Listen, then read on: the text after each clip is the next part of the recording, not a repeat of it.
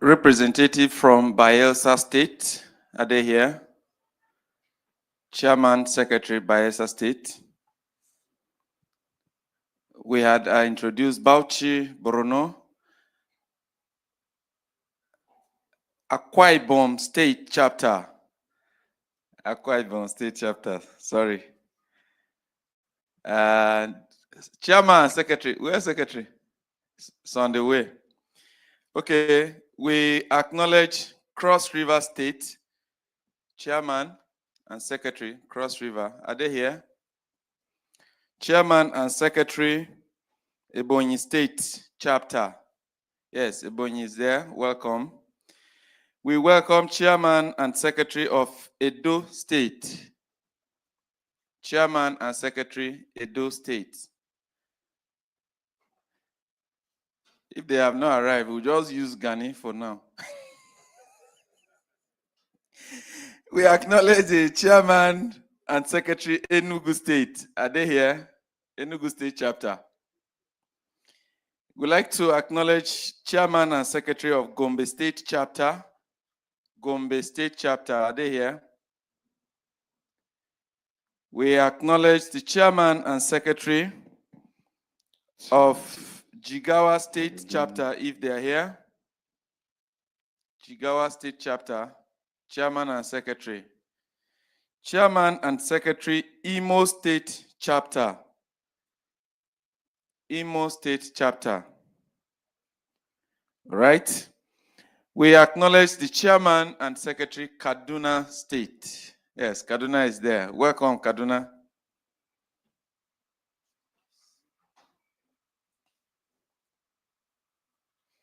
We'd like to also acknowledge and welcome the Chairman and Secretary, Katsina State.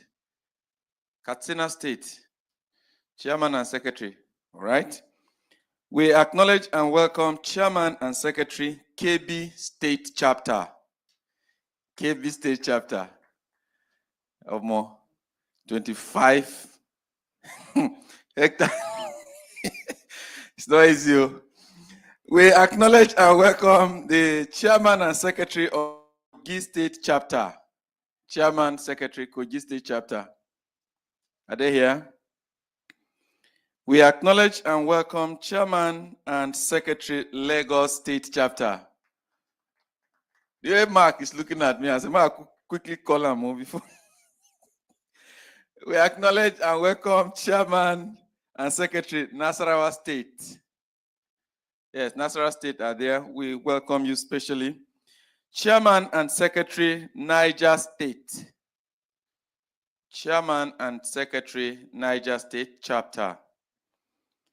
We welcome Chairman and Secretary, Ogun State Chapter. Are they here? Ogun State Chapter.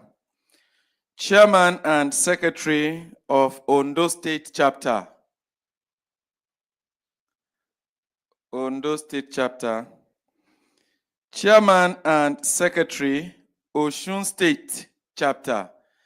Yes, Osun State are here. We welcome you very specially. Thank you. Chairman and Secretary, Oyo State Chapter. Let's say we don't come for sure. Chairman and Secretary, Plateau State Chapter.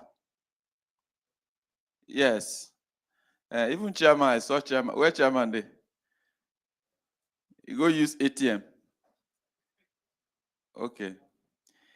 Chairman and Secretary, Rivers State Chapter. Thank you, Chairman.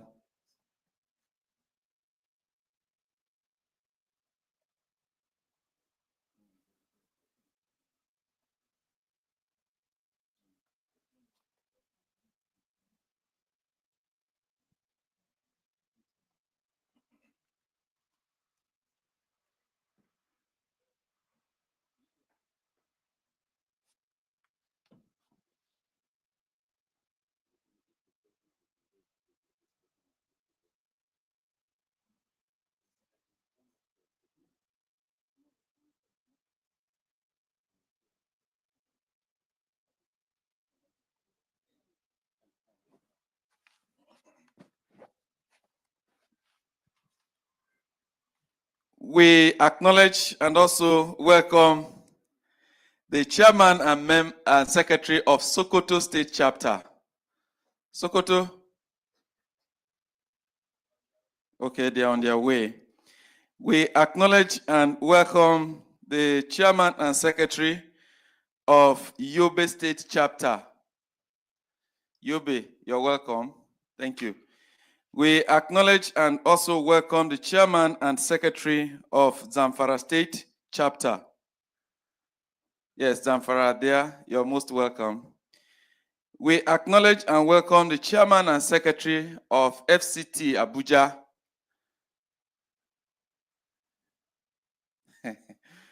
Hey. We acknowledge and welcome the chairman and secretary, Taraba State Chapter. Please put your hands together for them. I had to call them last. I hope I have not omitted any state chapter. Which state? Adamawa State Chapter. Sorry for that. Chairman and secretary, Adamawa State. Thank you. Chairman and secretary, Kwara State Chapter. Kwara State Chapter, where are they? Yes. Please put your hands together for them.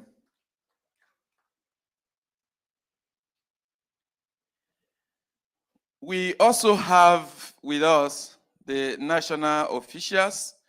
We shall take time to acknowledge them soon after the president returns. And then we'll move a few people to the high table and commence the business of the day properly. Yes. The chairman of Plateau is back into the hall. Chairman, you're welcome, sir.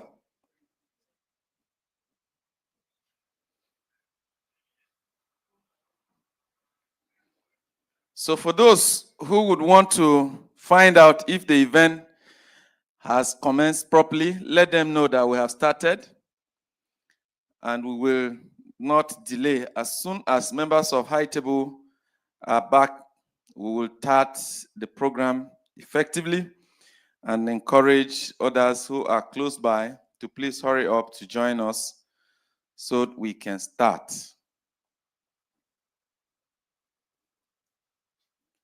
DJ, if you have soft music, you can give us some interlude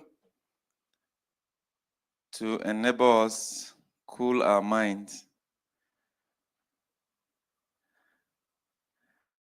while we await the arrival of members of the High Table. Some of them are seated and would want to do the introduction.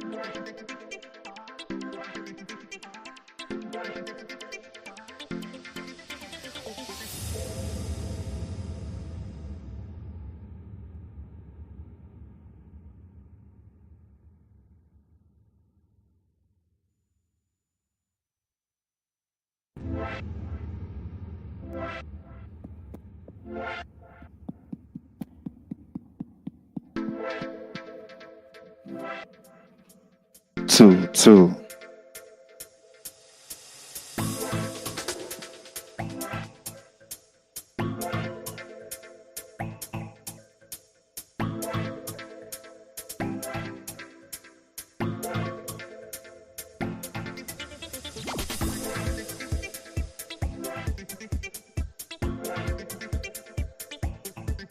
Thank you very much, technical team. We'd like to very specially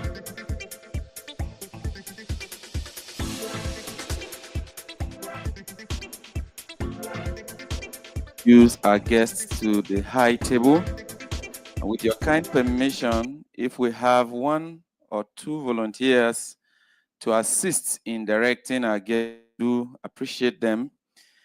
And if we can get that from the national office, it will be very, very fantastic. Permit me, distinguished ladies and gentlemen, to invite to the high table the number one man for this event, the president of the Nigerian Veterinary Medical Association, the man that we call capacity and very digital. Distinguished ladies and gentlemen, put your hands together for Dr. Moses Arokoyo as he moves to the high table.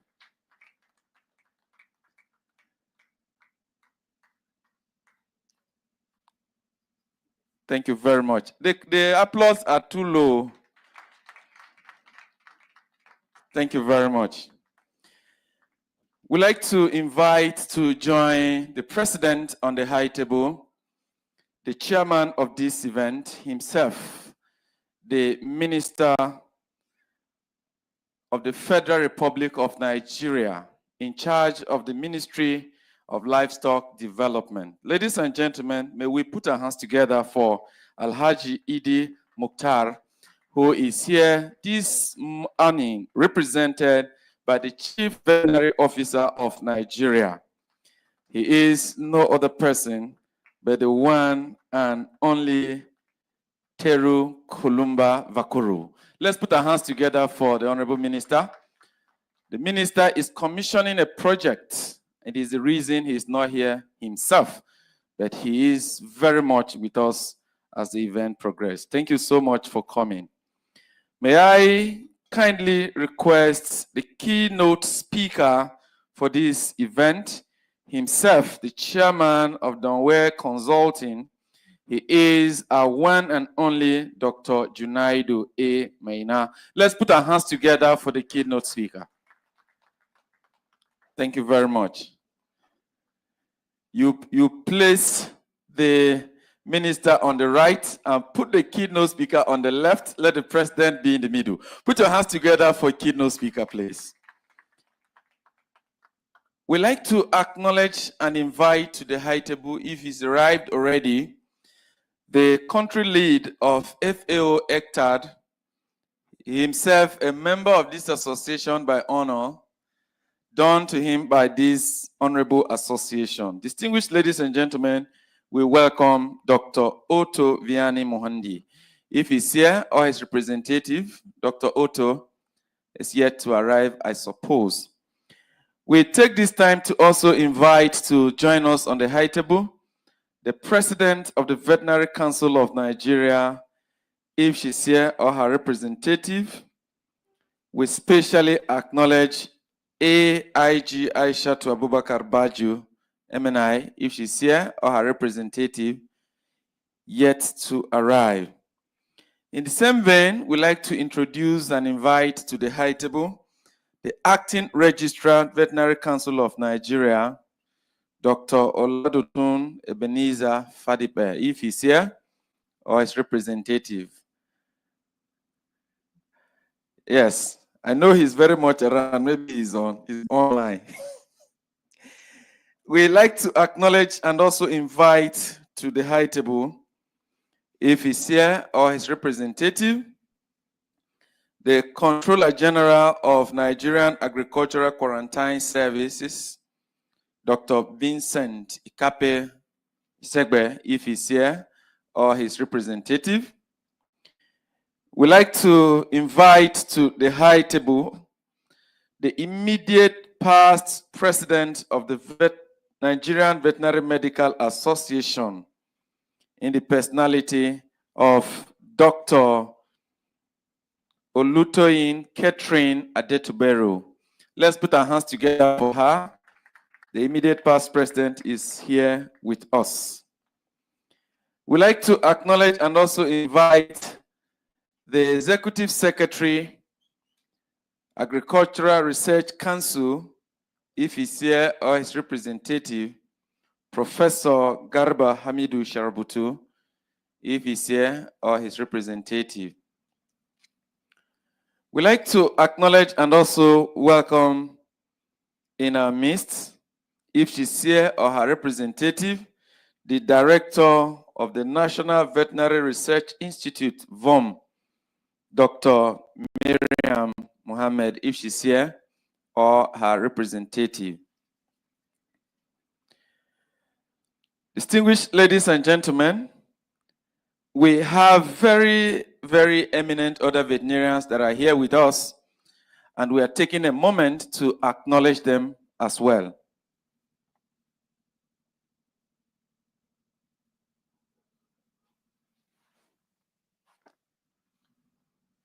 We have also in our midst very respected member of our profession, one-time president Nvma, and a member of the Veterinary Council of Nigeria's board.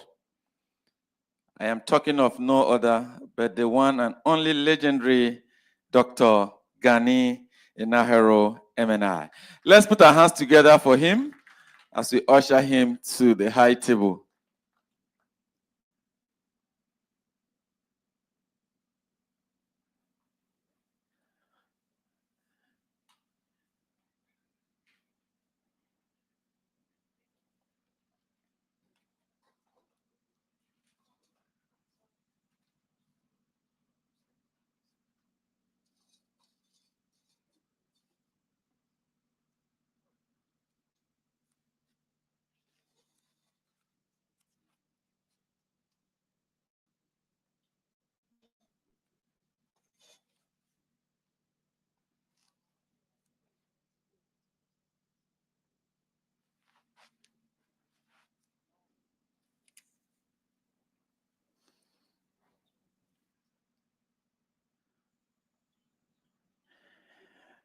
You know, in TIF language,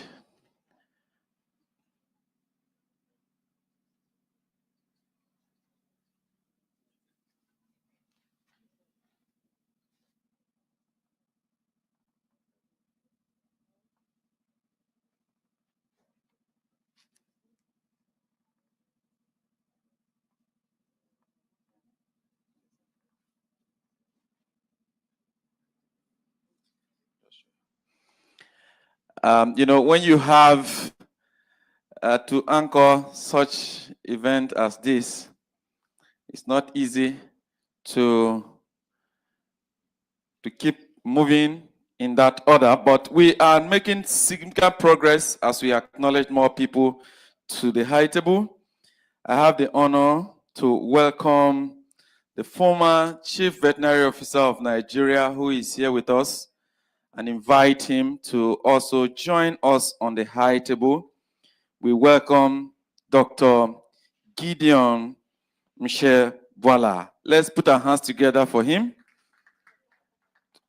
Before yes, I know the person you're pointing at very well, sir. He is a patron of our veterinary association back at home, and there is no way I not acknowledge him.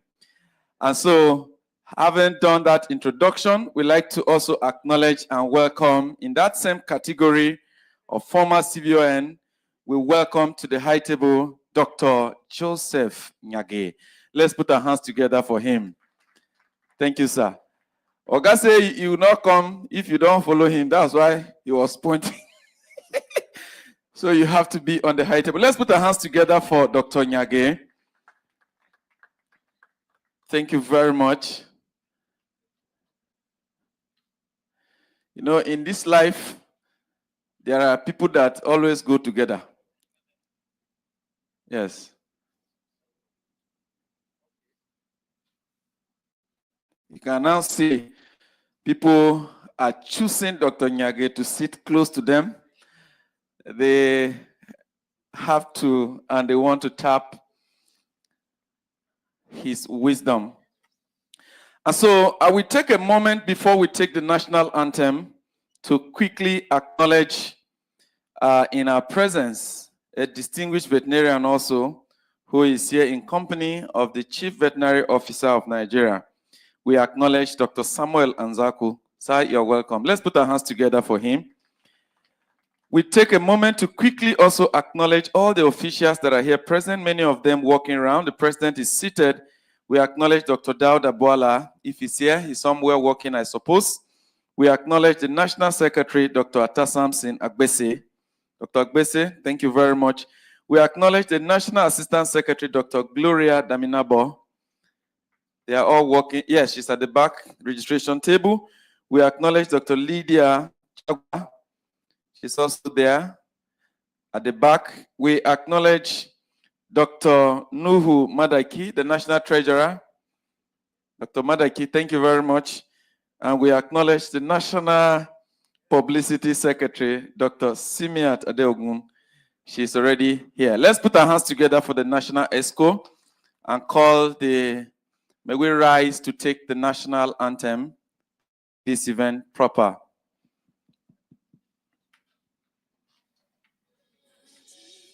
After the count of 2, 1, 2, sing.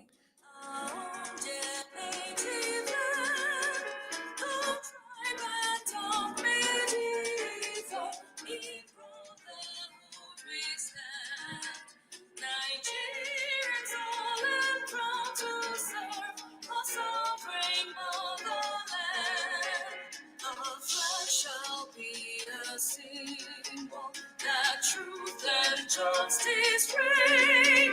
It is our battle honor, and this we count as gain.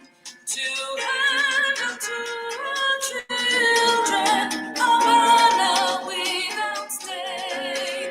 O God of all creation, grant this our one request. Help us to build a nation where no man is oppressed, and so with peace and plenty, Nigeria may be blessed. Thank you very much. We may take our seats. I like to make this clear from the beginning. If you look at our program, we have a technical session just after the tea break. The technical session is intended to discuss the guest speech that is going to be presented today on the theme of this year's Leadership Summit, the Nigerian Veterinarian Livestock Development and National Service Delivery. So members of High Table will stay back and respond and give us guide. So we are not going to have a breakout session with different topics. So I need to make this clear from the beginning before we will continue the program. Having said that, I'd like to invite the National President, Dr. Moses Arokoyo, to please welcome us. Let's encourage our President with rounds of applause. The mic is in front of you so that we can speak from here. I know the President likes to speak and move his hands, but now he's under arrest to sit down and manage small.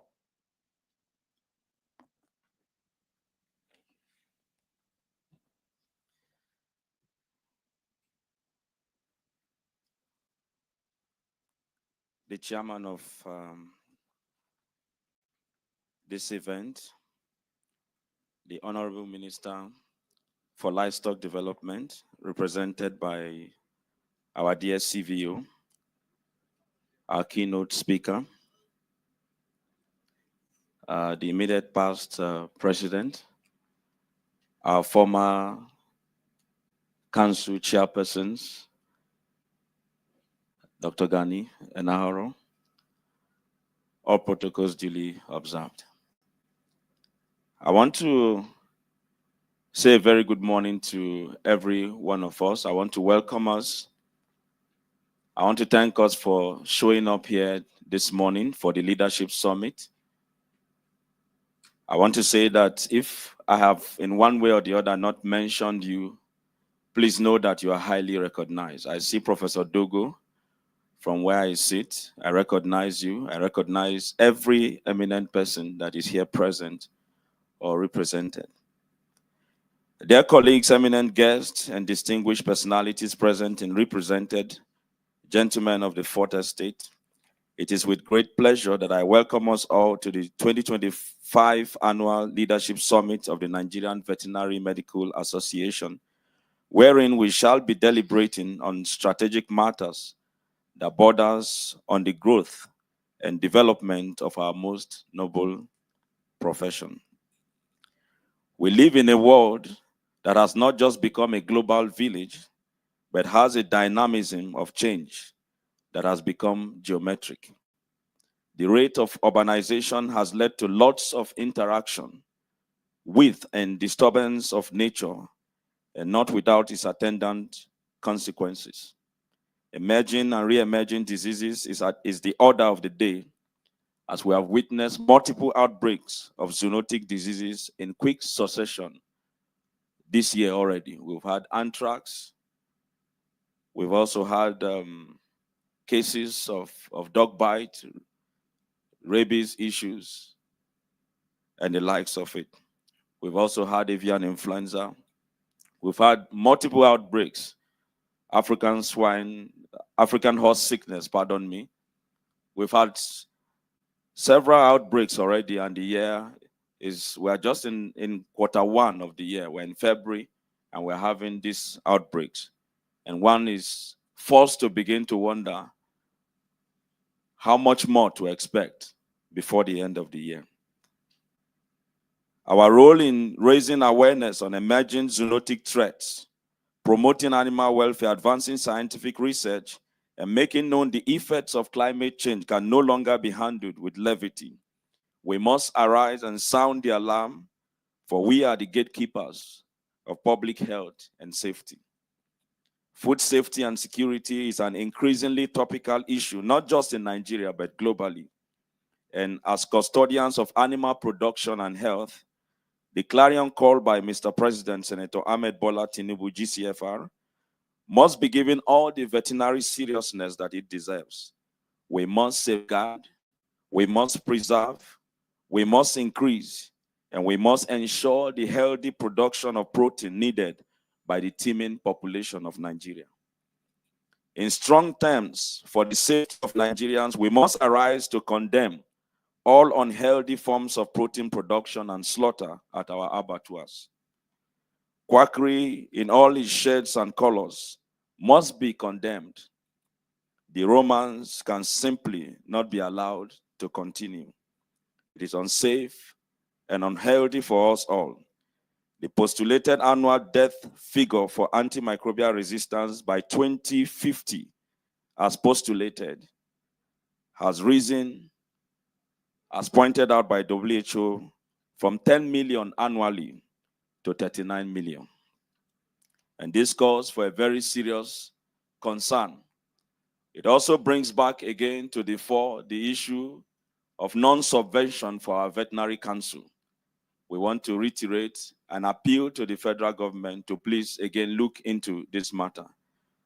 It is very unsafe for us to have a council out of subvention, and we want to regulate matters that has to do with quackery. It's simply not going to be possible. It's going to be a tall order.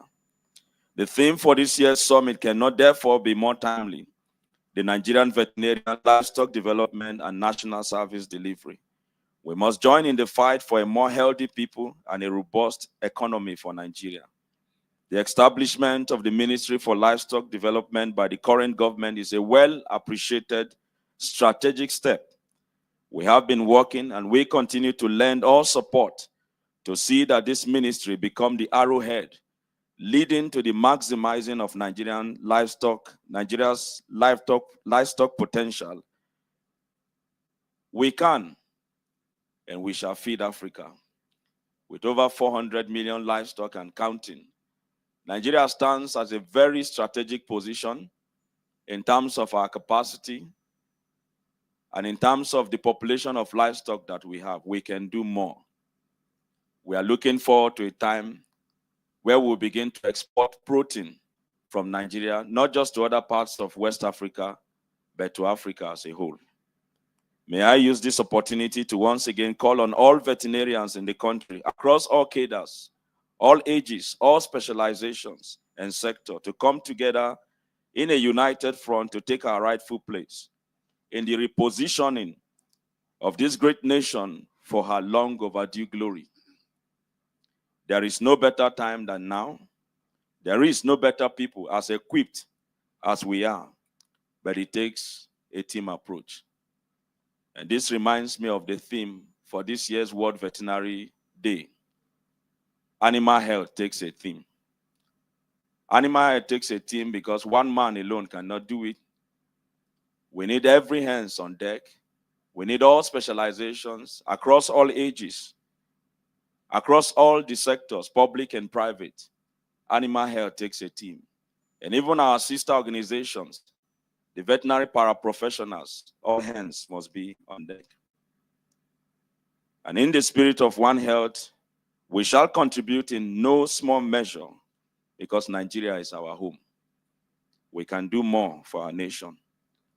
Speaking in Taraba just a couple of days ago, I was sharing with the team, the chief of staff, the PAMSEC, and I told them that we have come to a place where veterinarians play a very critical role. This is no longer about employ them to make them happy. This is no longer about an emotional decision. We have come to that place in history where the place of the veterinarians have become very critical. And I cited an example that if at the abattoir, for instance, a vet is not present to certify and an animal is slaughtered and that animal happens to have anthrax, I said to them that the man who did the slaughtering is a dead man already because he would have inhaled the spores of that of the anthrax just by opening the animal alone. All we need to do going forward is count how many days he has left to live. And I'll also cascade to everyone that comes in contact with the blood, the frank blood that is flowing. I said that is how critical the role of the veterinarian has become. Excavating even a soil to say, we want to put a building over there. There's a big expanse of land, maybe 30 hectares. We want to excavate and put up a hospital, put up a university. If you don't have a vet to say, oh, there have been an outbreak of anthrax here before, don't excavate. If you excavate the soil, you have just started another possible pandemic because the spores of anthrax live for so long. It takes a vet to save us from those kinds of disasters. And as I close, I want to make an appeal. The employment of veterinarians in all the 774 local government is no longer something to treat with levity. It's an issue of safety, not just for our animals, but for our own very lives. And I want to appeal that the government should please look in this direction and let us have veterinary animal health centers across our local government and also employ adequate veterinarians so that the plans we have will come to fruition. I thank you all for coming and I look forward to our fruitful engagements. God bless the veterinary profession. God bless Nigerian Veterinary Medical Association. And God bless the Federal Republic of Nigeria. Thank you. We thank the President for his remarks while the speech he was delivering. Thoughts were running through our minds. Can we encourage him once again? If he had not studied vet medicine, probably the president would be newscaster. You can see the way he was in the VNM. All right, so we take this time to now invite the keynote speaker to deliver the keynote address. And to do that on this topic is no other but our very own Dr. Junaidu A. Maina. We invite him to do that presentation. Can we put our hands together to welcome him? A man that is vast, a man that is knowledgeable, the man that knows how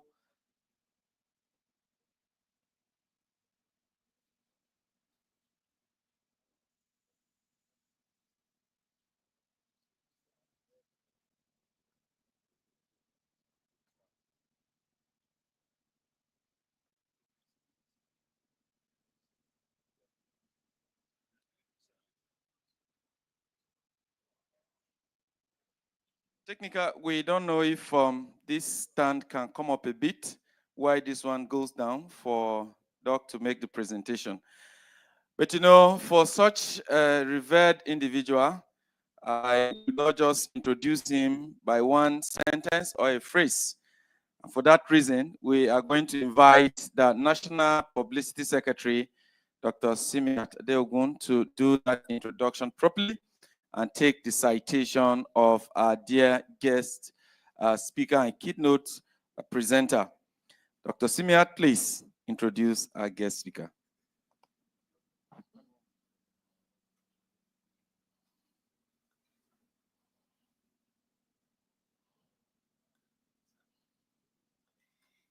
Thank you very much, our MC.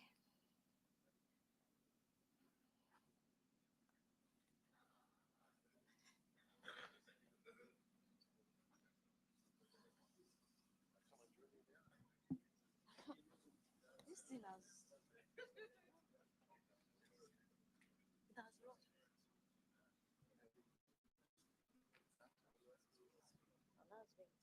The president.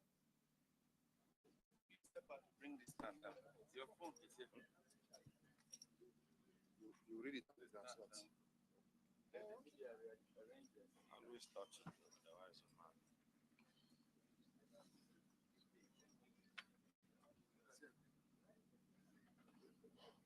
Okay.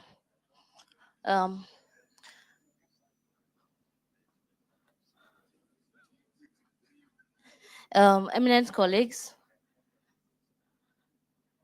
distinguished chairman and secretaries, I'd like to take the citation of our keynote speaker.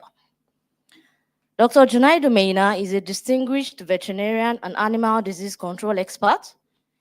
He served as director of the Federal Department of Livestock and chief veterinary officer of Nigeria, representing the country at the World Organization for Animal Health. He previously managed the World Bank assisted Second Livestock Development Project in Nigeria. He is a fellow of the College of Veterinary Surgeons, Nigeria. Dr. Nvma holds a Doctor of Veterinary Medicine degree from the University of Veterinary Medicine, Budapest, Hungary, and a certificate in agricultural project planning from the University of Bradford, UK. Dr. Nvma was president of the Veterinary Council of Nigeria, VCN, and he chaired the FAO WOAH Warring Pest Joint Advisory Committee, advising on global rinderpest post-eradication efforts. He currently serves as vice chair of GalvMed, a steering committee member of AU PANVAC, and vice president of the Forum for African Animal Resources, a think tank driving Africa's livestock sector transformation. Dr. Nvma has consulted for FAO, WOAH WA, AU IBAR, WHO, the World Bank, ECOWAS, and the Nigerian government. His contributions have earned him awards from Nvma, WA, FAO, AU IBAR, NFELTIP, and others. He is an indigene of Zamfara State, Nigeria, and he remains a key figure in global animal health and livestock development. Ladies and gentlemen, Dr. Nvma, our keynote speaker. Thank you.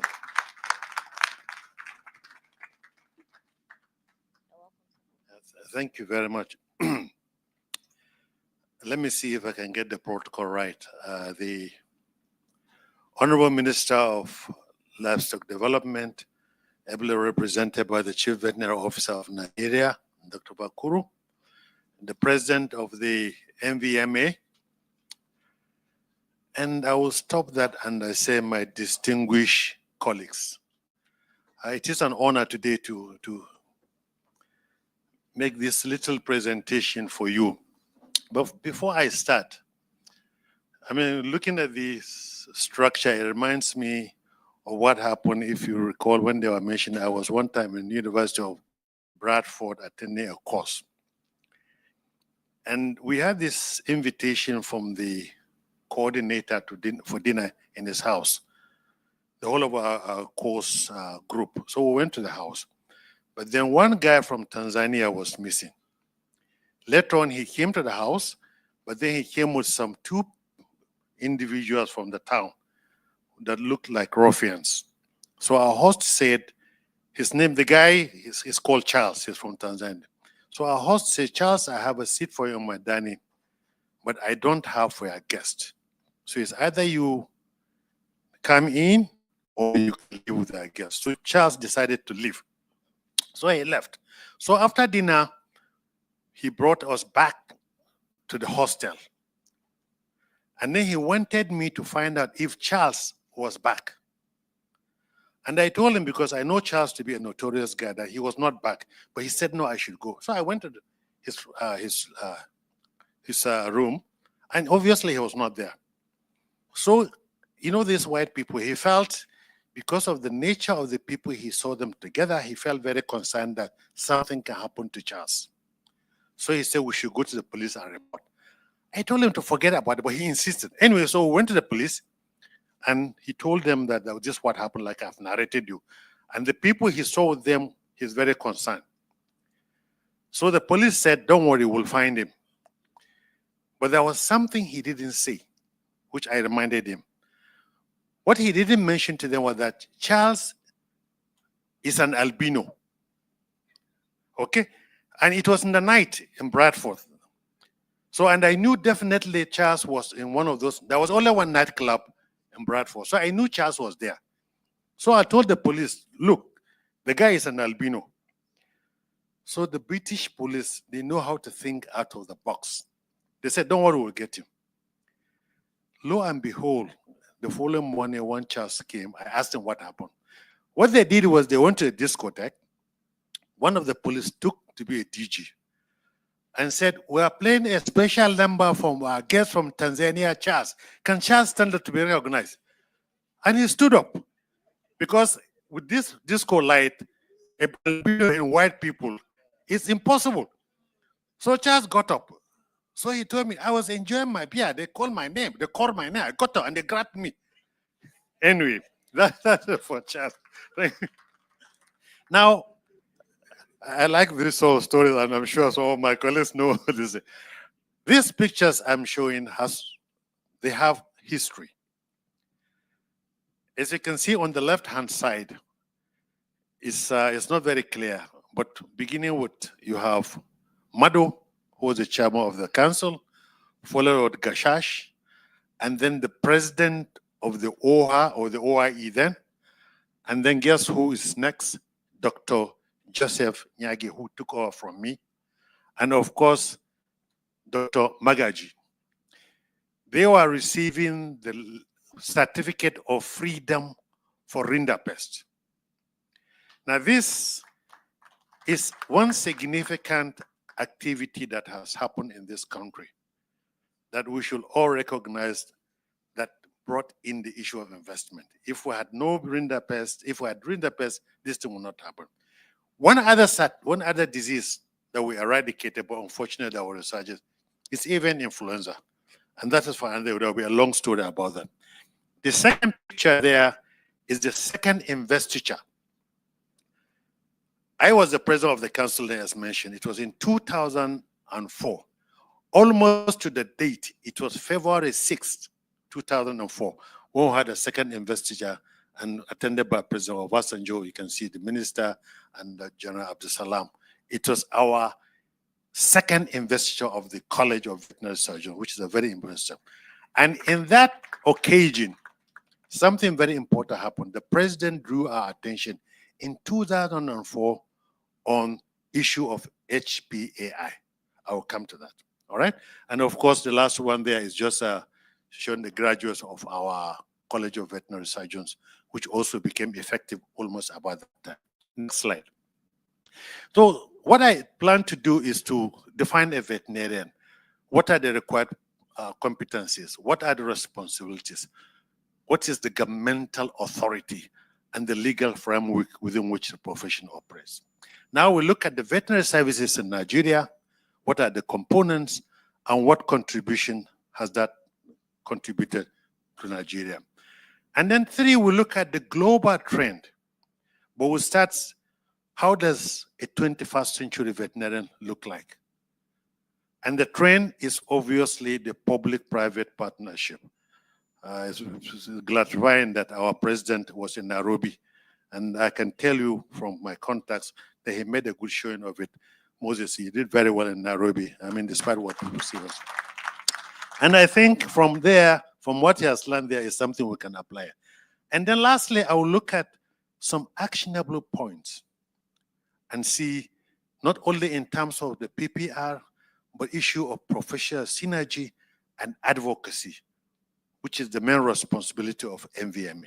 Next slide. So a veterinarian is a person with appropriate education registered or licensed by the Veterinary Council of Nigeria to practice veterinary medicine in Nigeria. I use the word appropriate. Some of you may not know. There were cases of people who didn't have DVM and were registered. They are referred to as licensees. So that's why they said appropriate education. Veterinary medicine services provided under the legislative framework and the auspices of the governmental authority. I like emphasizing on that, and I will come to it. You will understand why. Of a given country to implement animal health to assure the health and well-being of animals, people, and ecosystem. Now, governmental authority means the governmental authority of a WOHA, that's World Organization for Animal Health, member having the responsibility and competencies for ensuring or supervising the implementation of animal health and welfare measures in a country. We take care of territories. You know, like dogs, they have a territory. You come there, will attack you. And there are two territories. The federal, which is under the chief veterinary officer, and then the DVSs who are in charge of the states. Very critical for our profession, we should note it. Next slide. Now, there are required competencies. There's a basic competence and advanced competence, and that's legislation. Basic competence is what we acquire from a university. I've enumerated there. And that's what you should get as a D1 veterinary graduate. There's a list provided by the OIE, the WOHA, which is all the universities are supposed to accommodate. And this requires issue of ability or competence to diagnose, treat, prevent animal diseases, food hygiene, control of zoonosis, animal production, certification of animals and animal products, extension services, veterinary legislation, skills in communication, which is very important, and organization of veterinary services and research. Now, advanced is just what is required for a minimum knowledge, skill, attitude, and aptitude required for a veterinarian to work within the veterinary authority. I'm saying this because some of you may not know. The veterinary profession is a paramilitary outfit. If you could see, when Gideon was called, he knew his senior was Nyage, and he called Nyage. We have hierarchy. That's why we register. And it's very, very important because, like President had mentioned in his speech, you need that type of authority to carry out the sort of job we're supposed to do. And all we do is guided by legislature. One, the Veterinary Oath. Two, the Animal Disease Act. Three, the Veterinary Surgeons Act that deals with the Veterinary Council and the rest of them. These are all things you're familiar with. And there's also a small book which is referred to as Veterinary Ethics. And finally, there is the Terrestrial Animal Code of the World Organization. It provides guidance for everything from disease control, eradication, laboratory, and the rest of them. This is very, very important, and it's annually updated at the general session of the OIE. So the basic competencies are important, the advanced are also important, but most importantly, we're operating within a law ecosystem. Next slide. Now, let's look at the functions and responsibilities. Under governmental authority, although veterinarians focus on them mainly in public component, but the National Veterinary Services involves all veterinarians, regardless of their professional area of practice after graduation, are responsible for animal health, animal welfare, veterinary public health, and food safety.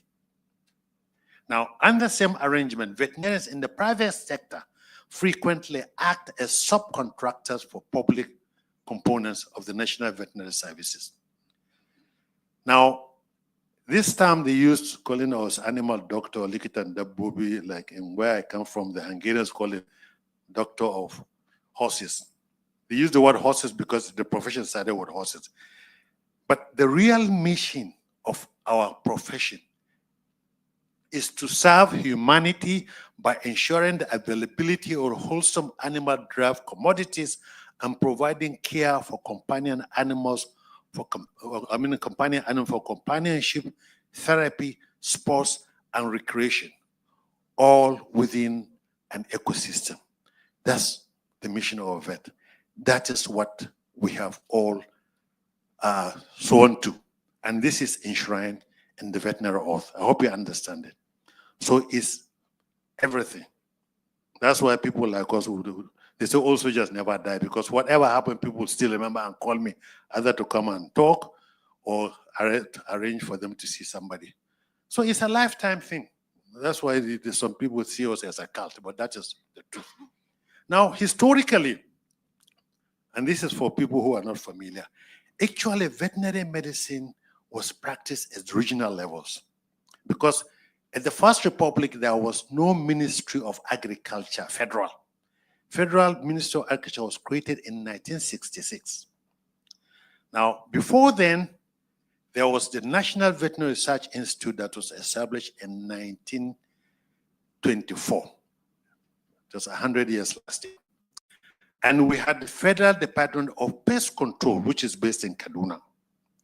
And then there's a Federal Livestock Department, which was created in 1972, essentially because of the lack of the disease control the public had at the federal.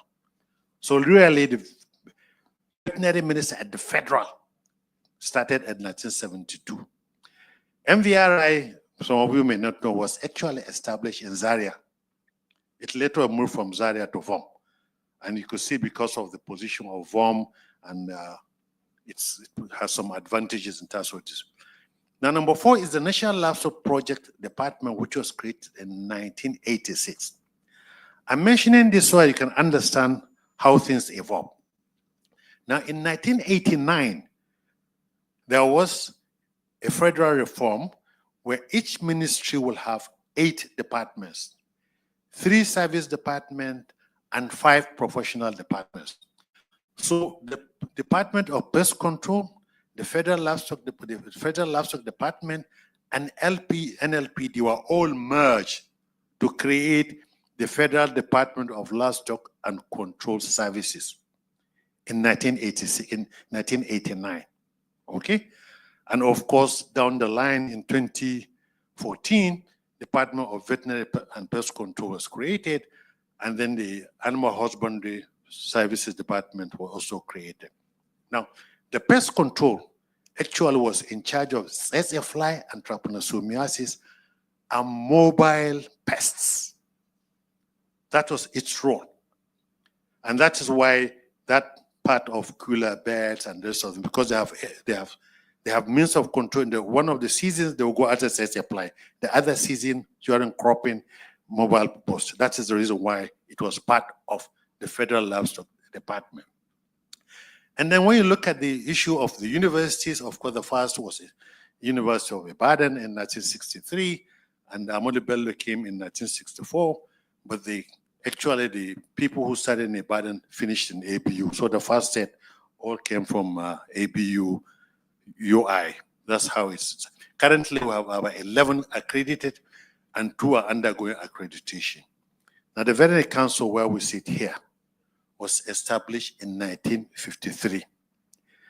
That is why during the investiture in 2004, we also had a celebration in MVRI for celebration of the 80th anniversary of MVRI, the 60th anniversary of the council then.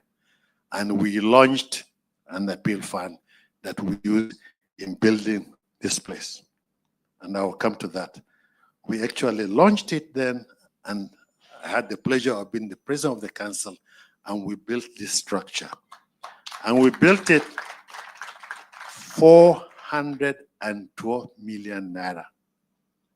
I have a small write-up on that which I'll share with the president, and he can go around so you can see the details of it. This is for another day. Now, we had the National Veterinary Medical Association, which was also created in 1963. And to icing on the cream, we have a Federal Minister of Livestock Development that's created in 2024. It's been a long time coming, but eventually we'll have it. And I urge all of us to make the best use of it. Thank you. Next slide. Now, what are the components of veterinary governance and services? I've explained the Federal Ministry of Agriculture and the rest of them, but now we are talking about the Federal Ministry of Livestock Development. Its main function is policy formulation and implementation. All right? Now, the Chief Veterinary Officer is the governmental national authority. He's the chairman of National Livestock Development Committee, official delegates to the WOHA, the World Organization. Under him, he has divisions, field officers, has special units, and they are in charge of disease control, public health, epidemiology, animal welfare, and the rest of them. I'm emphasizing this because it's very important we understand the structure. All of us will line behind him. He's the numero uno, so to speak, of this our profession. Now, we have, in the states, we have ministries of animal resources, some of them Ministry of Agriculture. It's important for us to recognize that disease control and veterinary policy at the state and the local government is the responsibility of the directors of veterinary services. The federal has no right to carry out any activity. In fact, some of you, my colleagues, will recall the episode we had in Gombe when we sent somebody to participate and deliver vaccines, CVP. And the DVS of Gombe literally threw my staff out of Gombe State. You remember this famous friend Garba, they used to call him Adrenaline. He threw the federal staff out. And this is to say, veterinary activity in the state is the responsibility of the DVSs. Nobody has any right. We can cooperate with them. If they don't want the federal, they will say, go away. This is my territory. And I think it's important we know this because I will come to explain why some of the issues that came later, how it's going to affect our PPP arrangement, which is very important for the future. Now, this is, like I said, the divisionals in the state. Now, the private, now I've marked this veterinary clinics, field services, public and private offering clinical service and extension. I marked it in red because that is the entry point for public-private partnership. We have to find a way to get our colleagues in the private sector to go in there and carry out these activities because it is the breakdown in the last mile delivery that has created this. And Mr. President, you are right in saying we need to have a vet in each of the 774 local governments. In the past, the states have had people almost at the bottom line. They were not vets, but they were superintendents and they have other stuff. But all that system has collapsed. And until we restore that in one way or the other, we'll still be unable to deliver the services to the most important clients of ours in the rural area. Now, let's look at veterinary institutions and the reason why they are created. I mean, the raison d'etre is a French term, but I think it's, what it says is why were this institution created? I think I've mentioned that Nvma was mainly for research. It's a central diagnostic center. It's in charge of vaccine production and training. Then there is the the Nigerian Agri-Quarantine Services, which incidentally, Dr. Mama Magaji was one of the first, you were the first, what was the second? He was the first Director General of that institute. Now, most of you may not know, but if you look at the sections of the Disease Act, we have international control posts. I don't remember the number, whether there are 32 or so. But more importantly, we have the interstate control posts. There are 8 of them. And actually, you can't move an animal from the north to the south. You have to go through those. There were 8, they are gazetted. And they are very important areas for disease control. Fortunately, because of the advantage of the entry point, even the current director general of that institution happens to be a vet. But we need to find some kind of collaboration in the event somebody who may not be a vet takes over. Because those interstate control posts are very critical for disease control and so many other things. There are 8 of them, they are gazetted, and I think in Article 4 or something of the Act. Okay, then we have the College of Veterinary Surgeons and the faculties. I think I've discussed that. We have the Veterinary Council, which is responsible for quality assurance.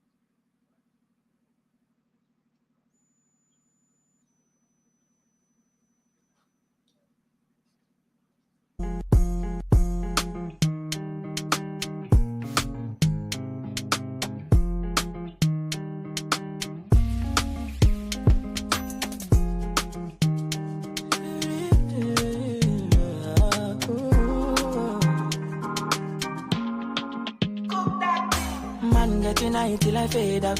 If the vibe no pure on my way out. Hula balu, anytime we step out.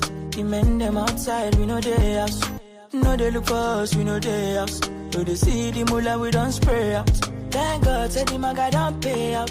Okay, see, I'm ahead of them, I shoot at you. I'm a fucking baller, you got only me. No man fit talk shit to me, me, you go collect, oh. See, I'm on a me, they lead, I shoot at you. I'm a fucking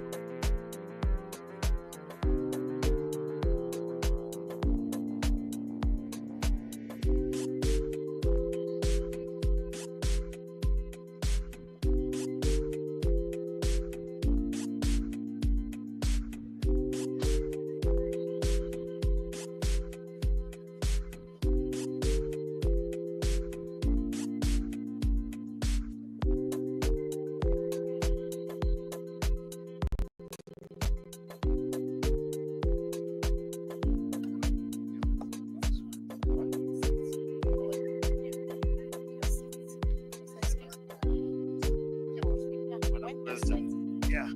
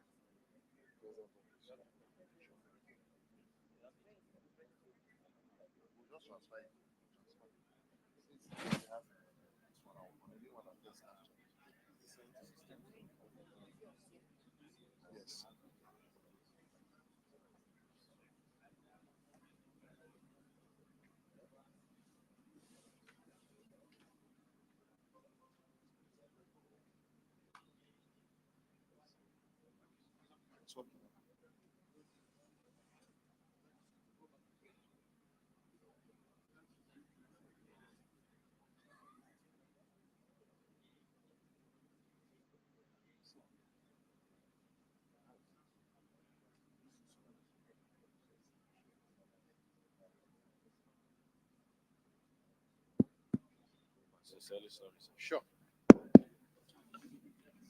Okay. Yes. Sure. Yeah. Okay. Well, apologies for that technical hitch. The beauty of it is we're all colleagues. We don't have any minister here for us to feel nervous. So we just continue.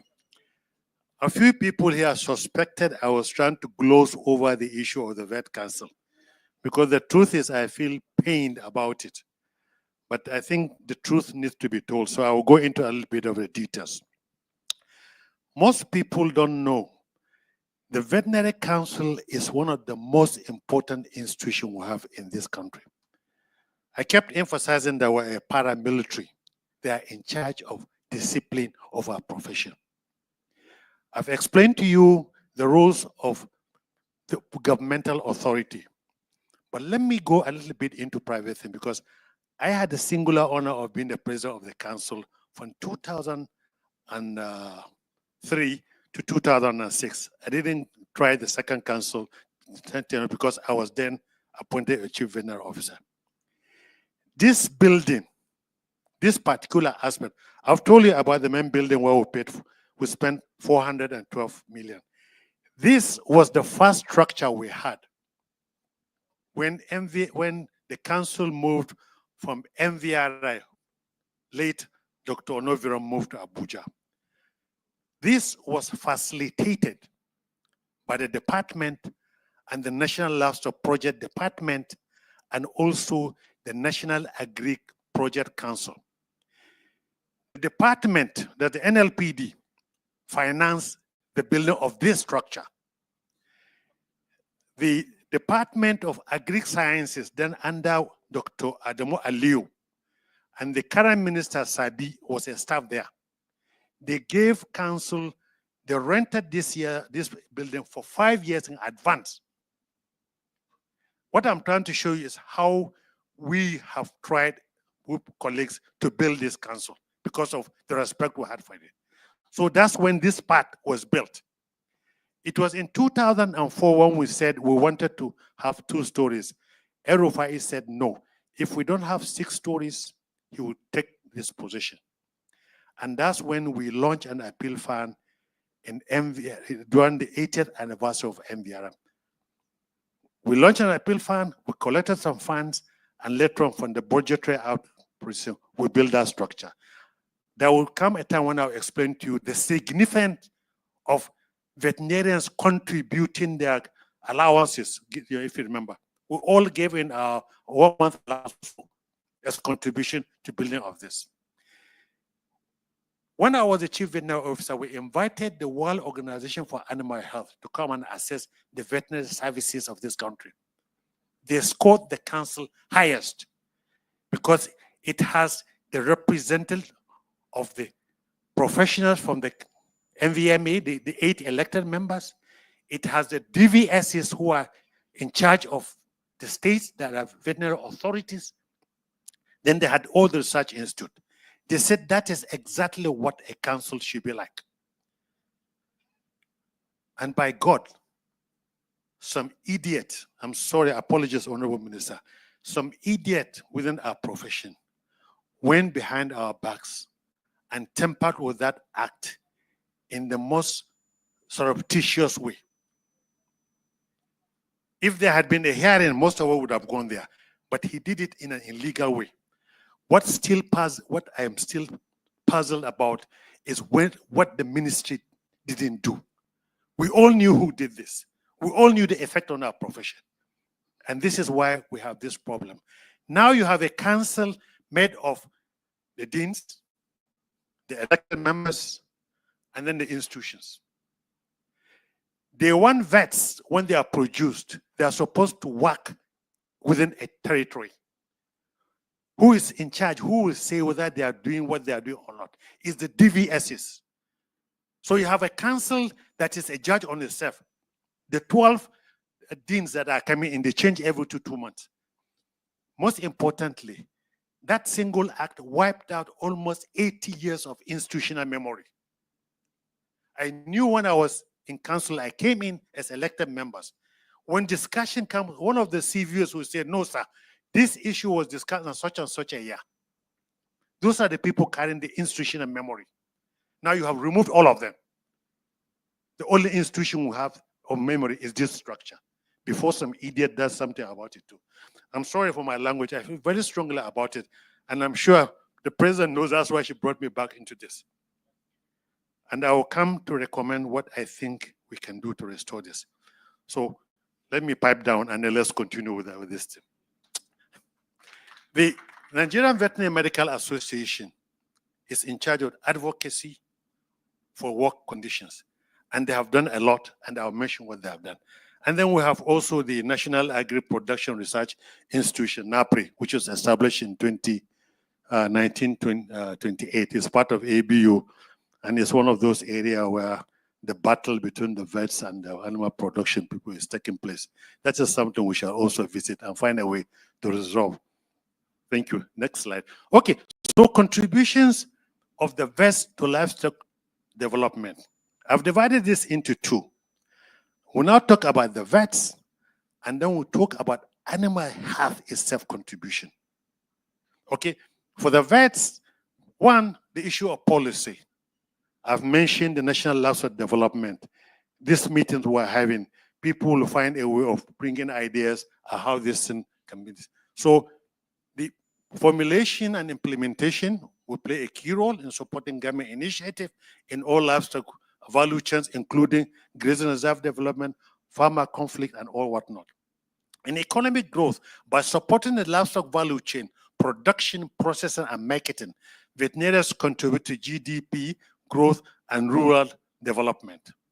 In terms of food security and nutrition, veterinarians contribute to the production of safe and nutritious animal-based foods, meat, milk, eggs, to meet the national dairy requirements. Some of you don't appreciate our companions, people of my age in the village. Some of this little egg and milk, these are the only way we have access to nutrition. Some of our sisters and daughters that are in rural areas, that is the only means where they get this.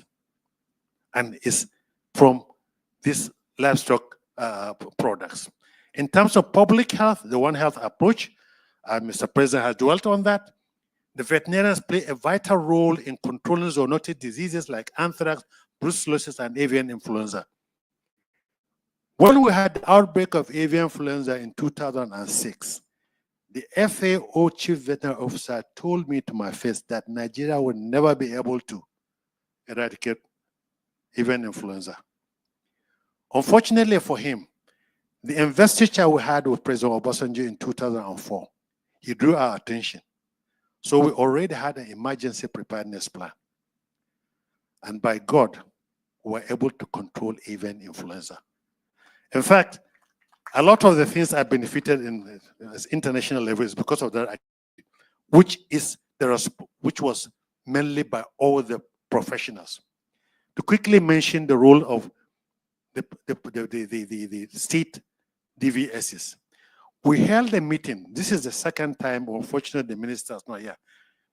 When there was an outbreak, we had a meeting with the honorable minister. Then, like I said, I was the president of the council. So literally, the DVSs surrendered their powers to me. That's why we were able to carry out this stamping out in state poultry farms without cooperation. Because If the state said, no, you can't do anything in my farm, that would be the end of it. But luckily, we cooperated. I had competent officers at the top level, and most of them are here, who related very well. And the beauty of it is we all have respect for our seniors as long as those seniors conduct themselves properly. And that's what we banked on. So the literally surrender their power, but we make sure if we're putting quarantine, it is with their authority. If it's stamping out, they're doing that. Nigeria became the first country that was able to eradicate avian influenza. Unfortunately, in 2012, we have resurgence. And you can all attribute it to the failure in the system, unfortunately. Now, anthrax, one of the things we tend to forget, if you notice, every year when there's a flood, the spores are in the ground, like the president had mentioned. They just come up. So it's a normal thing. And I tried one time to bring the attention of Nvma to the issue of flood, how livestock farmers get involved, but I never succeeded. Please, those of you who have contact with Nvma, I think it's very important, because the issue of flood, how it affects livestock farmers. And the interesting thing about, if you read anything about the emergency intervention during flood, is that people carry a lot of venom with them, snake venom. Because when the water is moving, even snakes sometimes survive on roofs. So when you go to intervene, you can get bitten by a snake. That's very important. You have some snake venom with you. But flood has effect on livestock beyond anthrax. And I think it's important that Nvma knows it. The current emergency preparedness of Nvma does not accommodate. If you lose all their chickens and goats, it's a disaster. And they will give you what? Some building materials. It's not. So in the public health, I think we've discussed that. Brucellosis, of course, is one big problem that we also need to look. And then employment creation. I think I don't need to dwell on this. The biggest one is when the JBC company come in here. And obviously, if they develop that, outgrow us. You can imagine what will happen in the abattoir, the issue of certification or whatnot. And in the abattoir, we have a lacuna that I will also talk about at the end of the day. So we create employment. And most importantly, livestock is a store for cash, inflation-proof. Most crop farmers, when they finish cropping, the money they get, they will buy animals. Where I come from in Zamfara State, it is that issue of cattle rustling that created most of the problem. Because when people, even inheritance, they will buy animals with them. So imagine if these animals are all cutted, or there's a disease outbreak that takes care of it. People will take laws into their hands. And this is what exactly is happening in my state and several other places. So issue of employment, issue of being mitigation against disasters is also important. Next slide. Now, this is what I think we also need to pay good attention to. What I've spoken is the vets. Now we're talking about animal health to livestock development. Beyond contribution to overall productivity, animal health is recognized to contribute to these distinct areas. One, enhancing livestock productivity within an enable animal environment, the issue of biosecurity or whatnot, which is our area of expertise. Number two, creating conditions that facilitate development of traditional livestock-dependent rural community, like I've tried to explain, to be more efficient, sustainable, and generate high-quality animal products. Control of diseases outbreak that devastate rural communities. I've discussed that. But also, one of the biggest challenges of small producers is because they don't comply with the public health regulation. That's why they cannot have access to premium market, which I think is very important. Okay. Number three, establish a supportive environment that stimulates small-scale, traditional, and commercial livestock farming sectors to be able to access local and premier markets. I jumped to that. This is what I'm saying, because some of these small producers, why they cannot access is because of issue of public health. If we can enhance their security. Some of you must have read the small paper I wrote on where we think poultry could be where we can go in there. And then we need to improve the hygiene of the small-scale producers, link them up to big farmers so that the biosecurity can improve to enable them access. The same thing will happen when we come to this JBC, because those animals that are going to be fattened, they have to be done in such a way that there are no residuals, they are using the right feeds, they're within the right environment before they can be slaughtered for export when the time comes. That is also coming to the point of foreign investment in livestock sector through eradication and control of TATs. We've discussed in the past, and I'm happy Nyagi, who received the certificate, is there. Nyagi, is that certificate still with you, or you have surrendered it to the Thank you very much. Yeah, I think it's hanging in the office of the CVO for those who. So he didn't retire with it. And finally, supporting development of livestock research programs that is fit for purpose. This is what Nvma does. Okay, enabling animal agriculture to progressively shift from predominantly subsistence farming to strong commercial enterprise. At the international level, we Africans are trying to run away from that talk of poverty eradication. No, we're talking about enrichment. People should get rich by this time, not poverty eradication. Because once you say poverty, it means you have said they are poor. I mean, they say a condition make the fish bend, but it's important we accept that this can be a growth of source of high income and the rest of them. Now, next slide.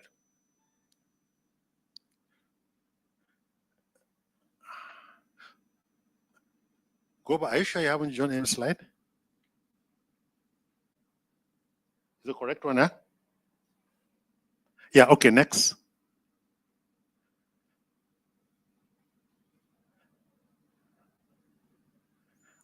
Okay. Now, global trend. I think I've mentioned this several times. When we eradicated rinderpest, most of you, we really had less than 2,000. I think probably about 1,500. And the cattle population then was about 10 million. And we're able to consistently vaccinate this. The truth of the matter, we vets do not do the vaccination. It is the inoculators, the superintendents. Our job is mainly the cold chain aspect of this. And it will continue to be that. I'm emphasizing on this so that we need to appreciate all along the profession has always been cooperating with other professionals. And I don't see any reason why we cannot continue in that spirit with what other profession that comes in.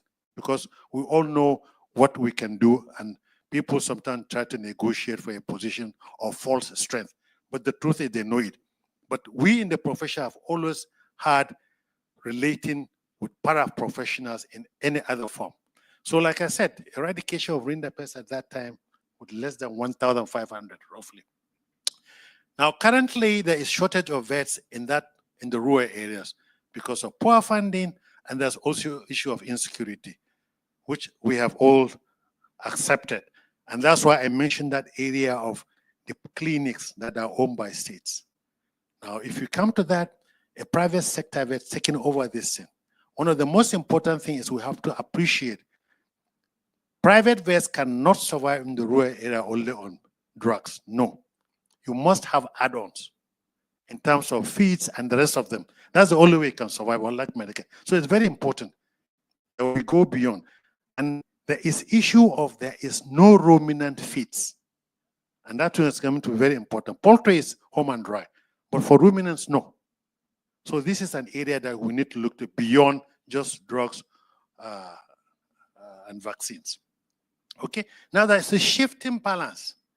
Currently, Fadipi, is this a figure up to date, or you didn't add the Abuja graduates? We have 11,369 registered veterinarians, and less than 20% of them are in public service. So you see, we have got a bulge. So we have professionals, we have clients, and unfortunately, we have not been able to. We have a sector that has a big absorptive capacity, but we are not delivering. And this is what we need to crack. And I see Nvma as the main vehicle for that, because that can only happen if we go into privatization of the veterinary services. The states have accepted. That's why I was saying this issue of the DVS being in the department and the council is very important. Because they know they cannot deliver. Even if you give them the vaccine, they don't have the personnel to carry out the vaccination.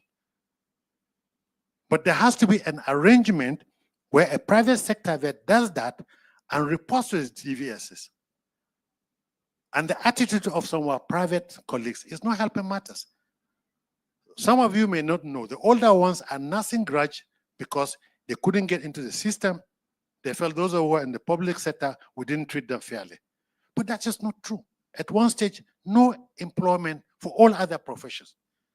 And the global trend is private sector. It's only in this country that you finish vet, you start looking for government work. Most of them go into private sector. And I think we have to go back to that. So this is the issue of the weak public-private collaboration. And this is an area that I think we need to really work on, because that is the only way we can deliver on issues of disease control. There's the impact of climate change. Of course, emerging and re-emerging diseases. Mr. President, I mentioned it. All I need is to emphasize particularly the issue of ticks. Tick-borne diseases and climate change are very critical. Unfortunately, in this country, unlike in East Africa, we don't have dipping. So now we start getting imported animals, exotic animals. The issue of ticks become very, very important. And I think we need some kind of capacity building so our colleagues will be able to know Babesia, anaplasmosis, and which is the other one? And the rest of them, you know, all these tick-borne diseases are very, very still up to date, pretending. Anyway, so, and then we have this major challenging competition from animal science graduates and other paraprofessionals. We have tried as much as possible for the council for years to get the private, the diploma holders. I don't know if they have succeeded in getting them in. But you see, they have a very very big majority.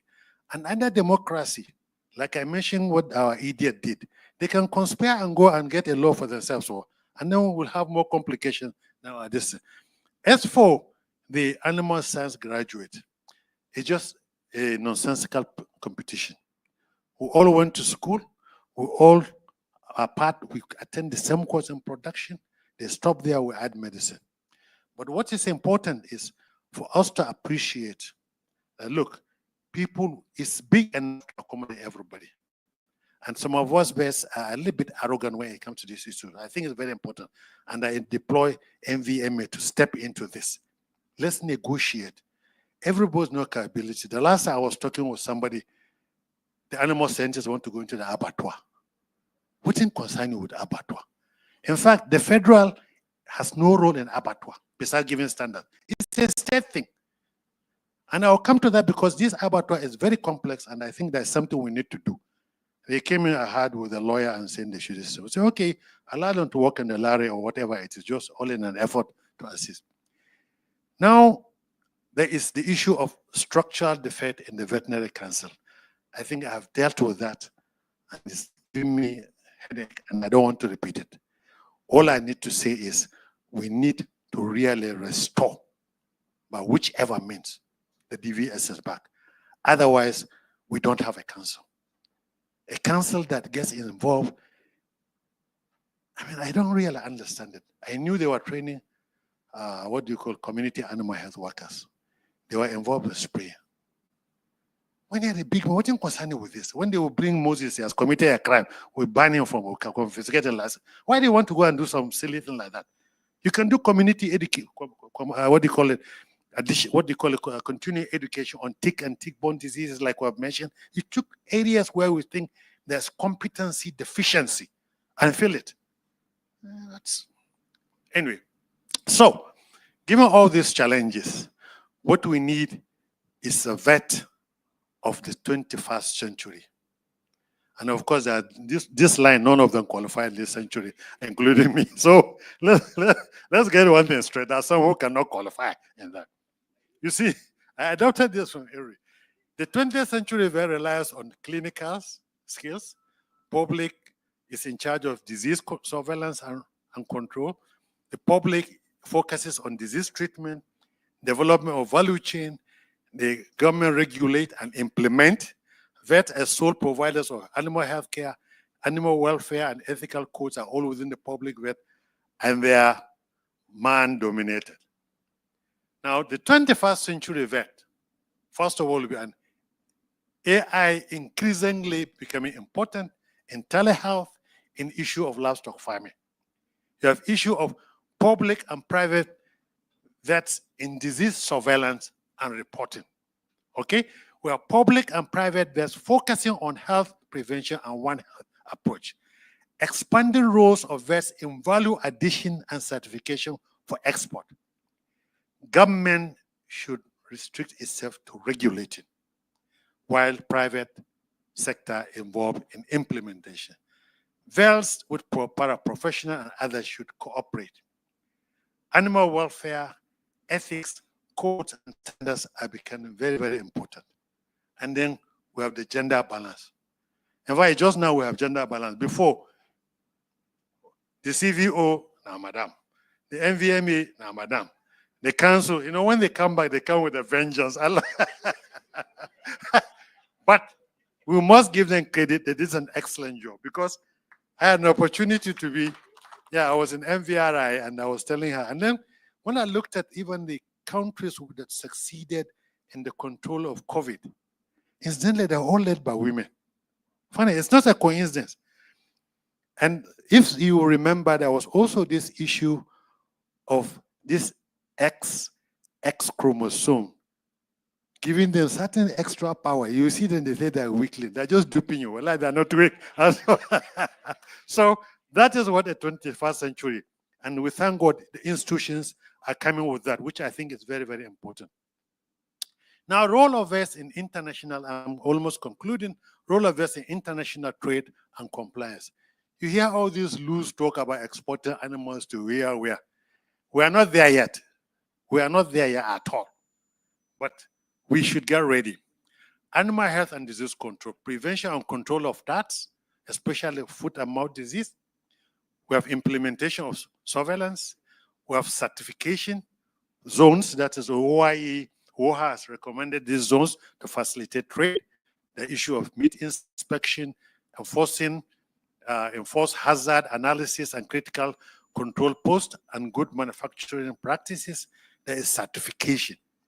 Issue of veterinary health certificate for export. And we must give our friend here, Mama Magaji, Dr. Magaji, he was in charge of that quarantine. And an effort was made to move that aspect to the quarantine. And he didn't push it. That's why it is where it is in the office of the CVO, which is the right place. We appreciate Magaji for that. Thank you very much. Now we have this issue of certification, which is very important. Issue veterinary health certificates for meat export, ensuring compliance with WTO sanitary and phytosanitary and FOO, FE. That was Dr. Nakoji. Do you remember him? And this one time we were in a meeting, Nakoji, then he said FOA. It sounded strange, but I was trying to say FAO. And I'm almost saying, now the FAO, WHO, Codes Alimentarius. I don't know. I can see my bell publishing a lot. But I'm not sure if the office of the CVO is in charge of that. We really have to do, the Codes Alimentarius office is supposed to be within the veterinary. There are other cooperative institutions. And I think it's something we should hold on to. Because when this issue of export, it becomes most critical. If they find a deficiency in the system, we'll have a problem. So Codes Alimentarius is very important, And then we need to work with veterinary authorities to maintain equivalence agreement with tradition. Because at one forum where they're talking about this export, they say, oh, the minister came on this. And I told them, when the chiefs are down, when it comes to export, they are going to send our type of people vet to come and tell you what needs to be done. That's when you see those tiny prints, like what you see in insurances. Next slide. And then the issue of biosecurity and risk assessment, develop and enforce biosecurity measures to prevent cross-border diseases transmission, conduct risk assessment, and the rest of them. We've discussed biosecurity, and we know its relevance to this control. And then the issue of facilitating trade and market access, which is what I really want us to focus on most especially is the promotion of commodity-based trade approach. Now, those of you who are good in food hygiene will know, if you slaughter an animal from a zone that is infected with foot and mouth disease, and you allow the meat to ripe, you remove some of the risk materials, that meat is safe. But we all know what happened when there was that outbreak of foot and mouth disease in UK. Recently, there was even one in Germany. Yes. So they are really scared of it. But in terms of the biology, if you remove these risk materials, allow the meat to ripe, it is safe. If you recall, when there was this mad cow disease, there were also a lot of banning until when America got involved. Then that's when they say, oh, remove the risk materials and the meat is safe. Now there's a group in Africa, we tried to agitate this and create this. And we can start doing it, and we're already doing it. There are some abattoirs in Ethiopia and other places where they export meat to these countries that will accept that. Don't get confused about Botswana. Botswana, they have one long fence of hundreds of kilometers. And it's only less than 1 million of the animals that are in that fence that can be exported. You get me? And a friend one time told me that meat is not forever. Just like say diamond is forever. So our best bet is this commodity. That's what we now look at the middle, some of these countries and export. And it is feasible. But we must have abattoirs of international standard that are small. We must have the processing, which is to be done by our professional. So there's a product safety over country status, there's risk mitigation, there's the issue of value integration. Next. This is, I think, last but one of this. Good. So let me talk about Nvma Renaissance. Some of you, if you don't forget, we also used to be young. In 2095, Dr. and Mrs. Lombin, then she used to be a dashing young lady, you know, she took over the Nvma. I remember it very well when in NLPD. We financed part of their job. She had a team, President, Dr. late Leo Inyam. There was Dr. Sunday Akpa, the guy who has just been appointed commissioner on Plateau. He was public. And Dr. Mariam, the current ED. Those were the 4 people who came in and they changed the Nvma because the Nvma then was almost done and out. She did so well that when she came for the second time, I was heading the campaign and our slogan was, Lombin is our man. You know? Yeah. And she really did. So ladies have done this. She restored that. And the point I'm trying to make is I can see parallels because there was a intergenerational transfer. They took up, I don't want to mention the old ESCO, but there were dead wolves like me now, or us then. And then she was there. And this is what exactly what happened. They created dynamism in the advocacy, they increased the visibility, the registration in corporate affairs, which unfortunately we didn't even know. They paid all the outstanding regulations, finance that we had in international organizations. They participated in getting this letter of parity between West and Medic. Most of you don't know how we're able to get all this new thing. All we went is when the medical go on strike and they forced government to agree.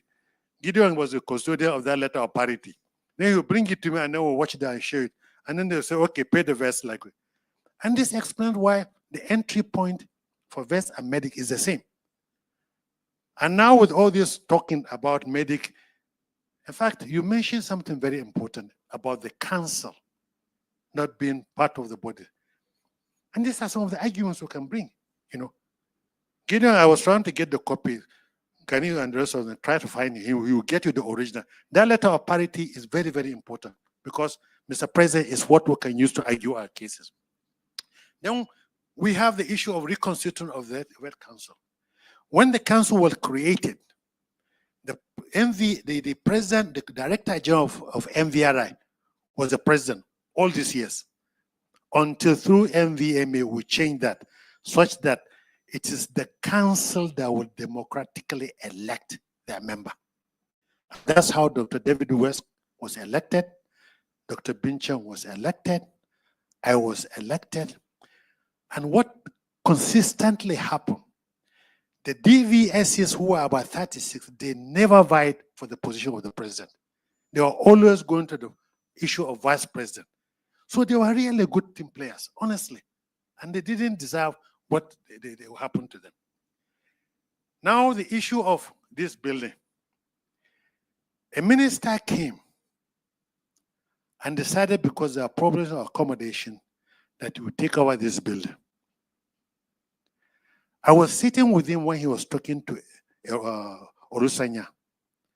And Orusanya told me, yes, the minister has every right to take over that building. This building that we did. I told them, look, this building, yes, government contributed, but we vets also contributed from our licenses, and we also contributed, and we lodged an appeal fund on such and such a day. What I didn't tell them was, it was Adu Ogbe who pledged 4 million. When he came back here, Obasanjo just sacked him, so we didn't get that 4 million. But we didn't tell anybody.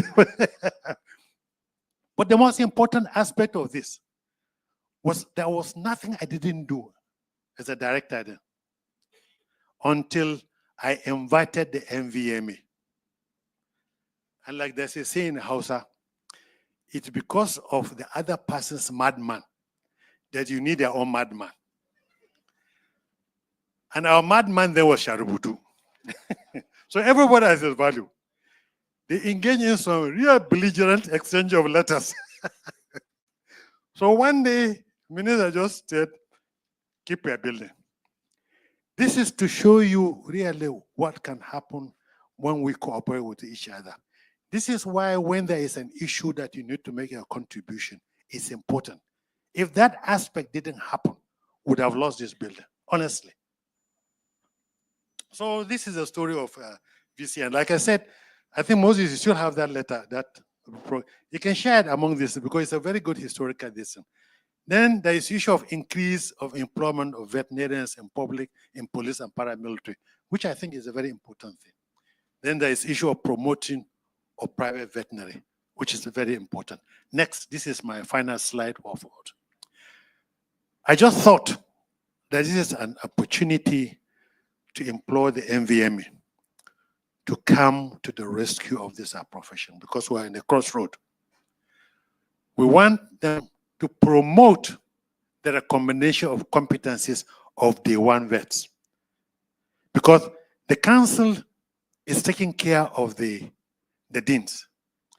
Accreditation, I may be wrong, and I think I don't want to make that allegation, but you cannot outrule, you scratch my back, I scratch your back. So the council, the Nvma should please intervene in this, provide capacity for building on bookkeeping and other competencies, which is very important, because most of us come out of school, we don't know how to keep records. And this, I think, is very important. Promoting of PPP through sanitary mandate for animal healthcare delivery. I've explained this shortage of staff. I've explained all how we can do this.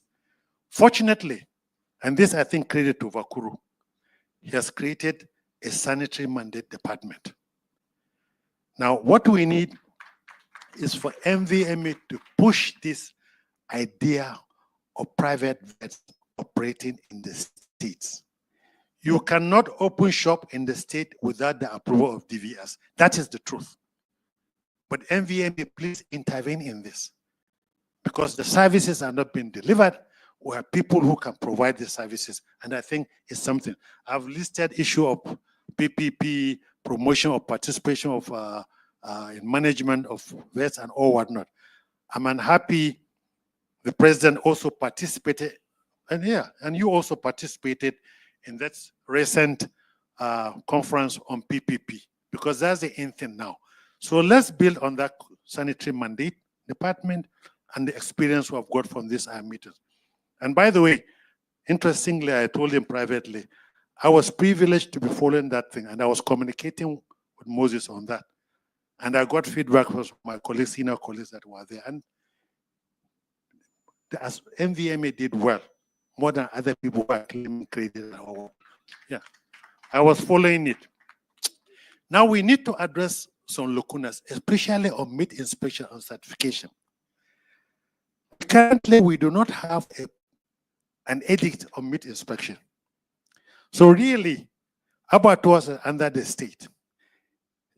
If you slaughter an animal in, say, Kaduna State, and you carry out all the inspection, the DVS in the neighboring state, Katsina State, can say, I don't accept your meat. He has every right to do that. What we're hiding behind now is to say the guy who did the inspection in Kaduna State is a registered veterinarian.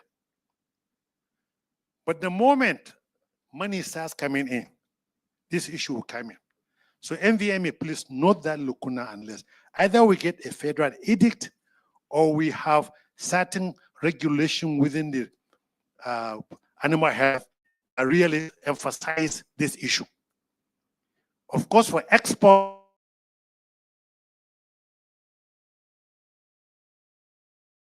the state thing.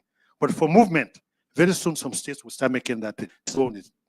Four, we need to foster collaboration between veterinarians, animal scientists, researchers, policymakers, and evidence-based solutions. We're doing that. Mr. President, take the lead in talking to these animal science people. Some of the behavior is unbecoming, but at the end of the day, common sense will prevail. And there are things that will come down the line that will give us a better position. I will tell you when that thing happens. Number 5, promote climate resilient livestock production system to attend the challenges posed by climate change using precision livestock farming, AI, and biotechnology. We discussed anthrax. I've mentioned tick and tick-borne diseases. Why I'm mentioning this is that there will be a massive import of exotic animals, and this is going to be the challenge. I have tried as much as on a personal level to get Allah Farm in Kaduna to relate with Ahmadu Bello University, because that is the best source of training. So we have to find a way, once there's nestle here, if an animal gets sick in nestle, I will expect the best care it can get is from the teaching hospital, University of Abuja. Is there a relationship? There's none. And why this is happening is because some of these expatriates have contempt for us. So, President, let's talk with the DVSs in those states. They can insist on 2 things. One, to check the welfare of these animals under the issue of welfare. They can check the issue of diseases, and they will insist they must get a report whatever happens there. And then the issue of who are the best and most competent to do this arises. Okay? Now, my final slide. These are my take-home messages. Veterinarians and livestock development go beyond clinical practice. They drive innovation, shape policies, and transform value chains. By integrating new technologies, sustainable practice, and market-driven approaches, they can lead to meaningful change in the livestock sector. 2, to achieve this, veterinarians must actively collaborate with policymakers, livestock producers, both wealthy and resource-poor men and women, animal scientists, range management specialists, paraprofessionals, social scientists, and medicals. This novel partnership is essential for developing a holistic solution that enhances productivity, resilience, One Health, and long-term sustainability of the livestock industry. For policymakers, investing in veterinary capacity and fostering an enabling environment for innovation and collaboration will be key to ensuring a robust and sustainable livestock sector that supports food security, economic growth, and public health. I thank you for listening to me. This is a young lady in Nairobi. She's a young vet, and she has this shop. Like I said, you must have add-ons. But not only that, there's this Yoruba saying which says, where you sit when you are old shows where you stood in youth. Thank you for inviting me.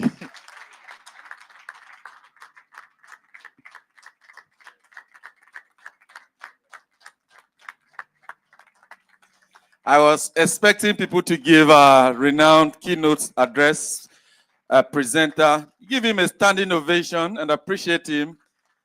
While we're driving down here, my secretary and I were saying, if there's anything we are proud of, is the VCN building. And here the man that conceived and delivered it within record time. Put your hands together once again. We request that members of High Table should kindly return to their table.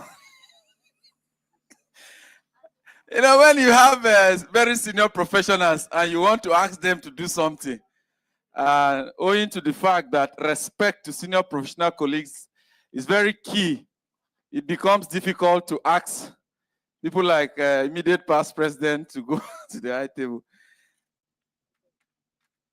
To ask Dr. Gani to go to High Table MNI, you know, to tell my patron of Nvma Benue State chapter, Dr. Joseph Nyage, to climb like that, it's like I'm sending him.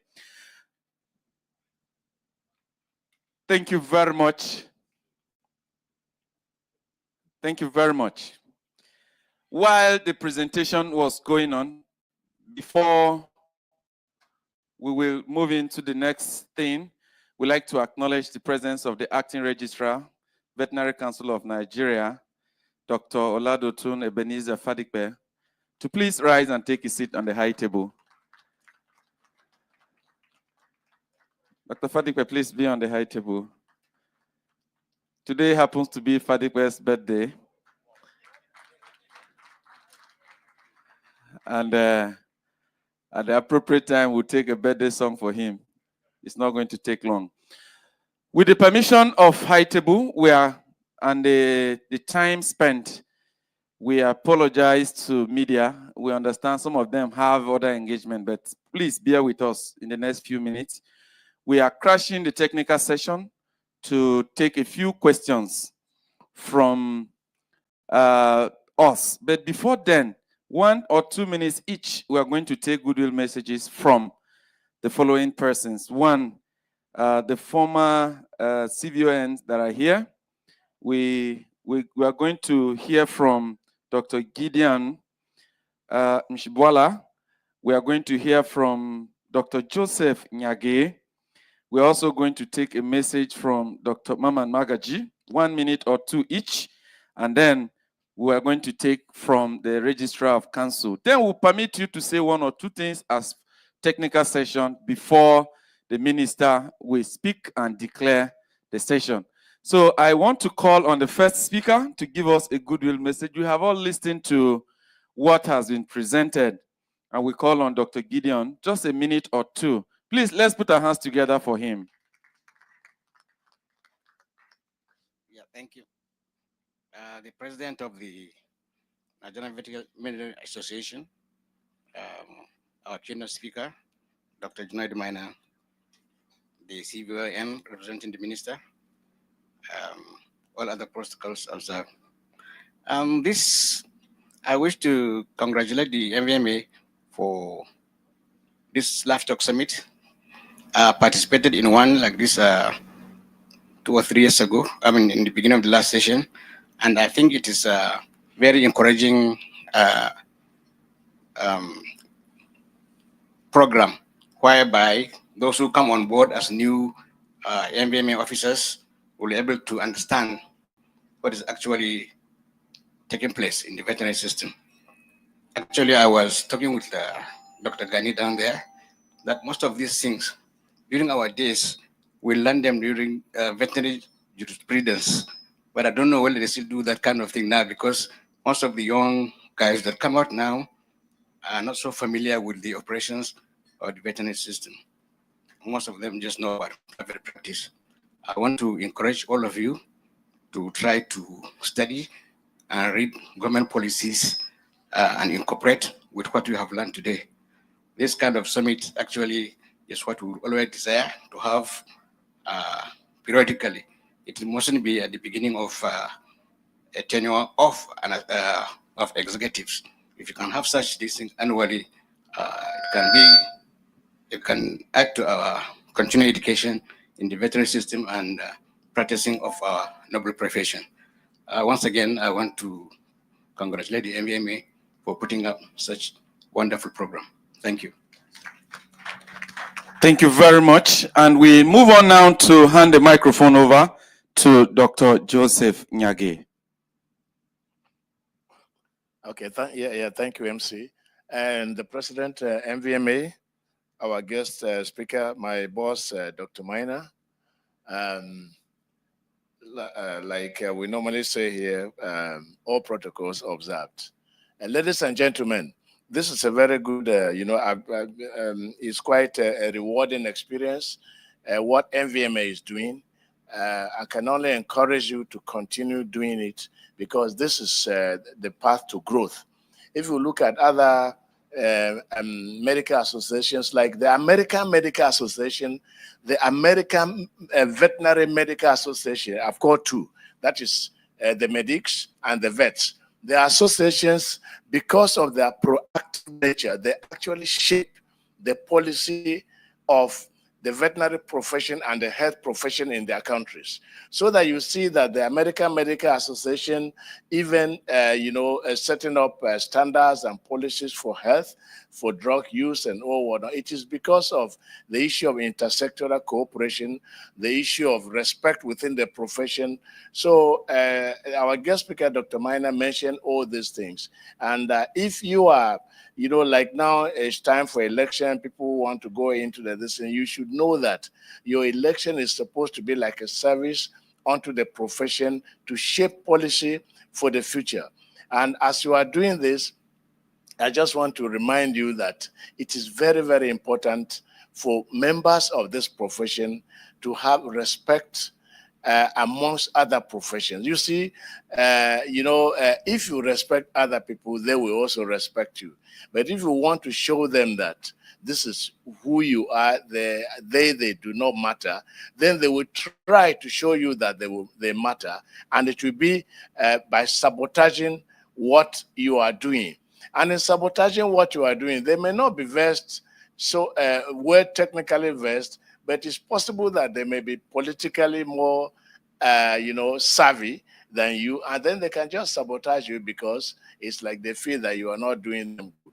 So I want you to try as much as possible to cooperate with other people, to respect one another, and to always look forward, because we are entering new frontiers in all professions. And so thank you very much for this wonderful Very quickly also, we'd like to invite Dr. Maman Magaji to please give a word or two.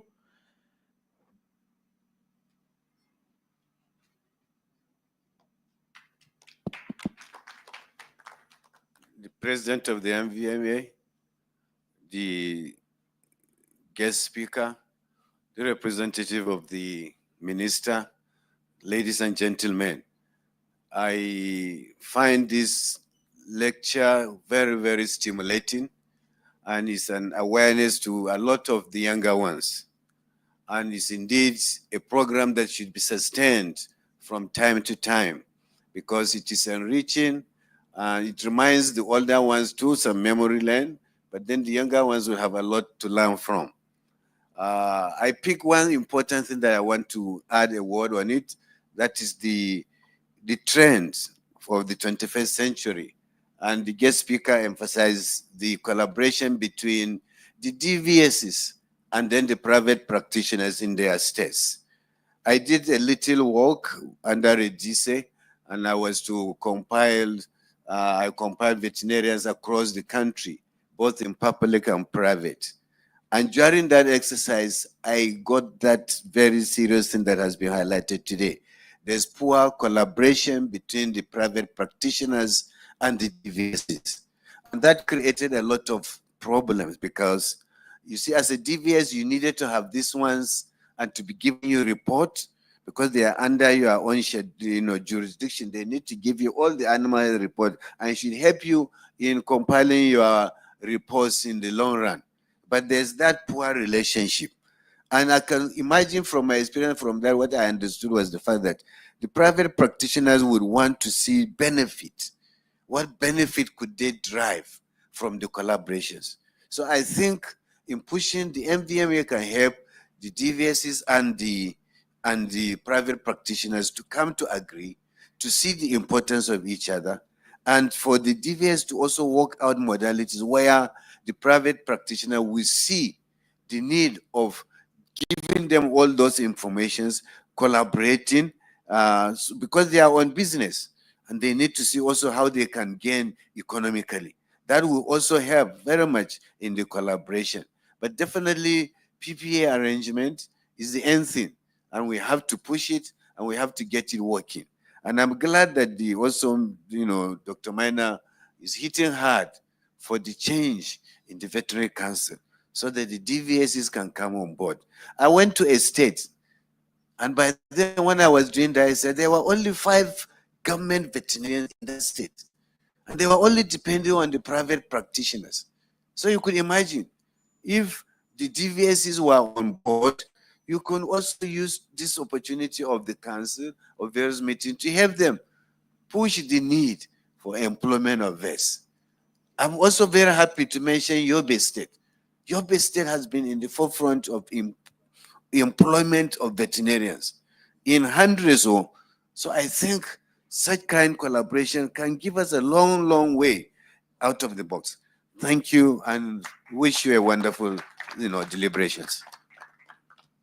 Thank you very much. We now return to the Acting Registrar, Veterinary Council of Nigeria, Dr. Fadipe, to give us his goodwill message.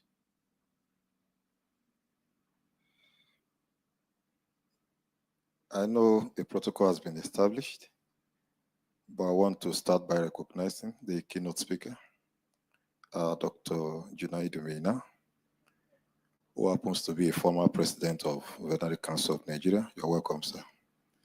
My own friend, Dr. Moses Arokoyo, President Nvma, you're welcome. And incidentally, we were born the same month. The Chief Veterinary Officer of Nigeria is also a February celebrant. Sir, you are welcome. I want to pay very good respect to Dr. Gideon, former CBON, and also Dr. Nyage, former CBON, sir. You're welcome. And I have a board member here who also was a past president of Nvma, Dr. Gane Nauru, MNI. You're welcome, sir. And I can cite my own sister, the immediate past president of Nvma. She was my president while I was secretary. My welcome. It's actually a very delightful day for me. It's actually with every sense of nostalgia that this summit is taking place on my own birthday. Nvma is very dear to me as a person because I served 2 terms as the Secretary General of this noble association. The concept of having a summit like this is actually something that is germane because we pick on issues that can actually help us to advance. And the topic that has been picked for now, which is livestock development and national service delivery, cannot have come at a better time than now, when we have a new Ministry of Livestock in place. And the earlier we know the part we need to play as veterinarians and key in, the better for us. I know there are a lot of issues going on around our relationship with other professionals, but we need to carve a niche for ourselves. We need to know where we belong and fit in adequately. One thing that happens to what belongs to you is that if you don't hold it well, somebody else will take it away from you. And so we need to understand where we belong, what we need to do, and fit in adequately. I will not also fail to lend my voice to what the keynote speaker said. Concerning the structure of the VCN, it's actually a very big error that the DVSs were removed. And over times, we are taught some people were responsible, but recently I see everybody shine away. Because in a public discourse was held, and everybody seems to distance themselves from having been associated with removing the DVSs. But I know one day the truth will be revealed. Whoever has done that has done a great disservice, taking us backward. And I know posterity will judge the person that has done us that disservice. So we are praying and hoping that very soon they will be back on board, to actually take the rightful place within the Veterinary Council. And we know that things will work well. Well, in the meantime, we'll keep seeing what we can do to ensure that things are done properly. I want to welcome every one of us and say it's a nice time. God bless every one of us. Thank you. We thank the registrar. If you're looking at the program, there are some little adjustments to how we planned it initially. Before we had to take our tea break and come back to technical session. But now we are going to take the minister's remarks before that. So I need to make this clear for us before I call on the next speaker to give a goodwill message. A minute, Dr. Gani Enahoro MNI. Let's put our hands together for him. Thank you. I thought because I was a past president, I'm hosting you as well. Thank you. The president, Nvma, the keynote speaker, very highly respected, our past CVON, registrar, all other protocols duly observed. I'm very excited to be here because when you lead an association and then you see the tradition that was well laid being expanded, you can only but pray and feel happy that this will continue. We never invited the ministers during our time. Now we invited the minister today. I believe maybe next year we should be inviting the president to be here.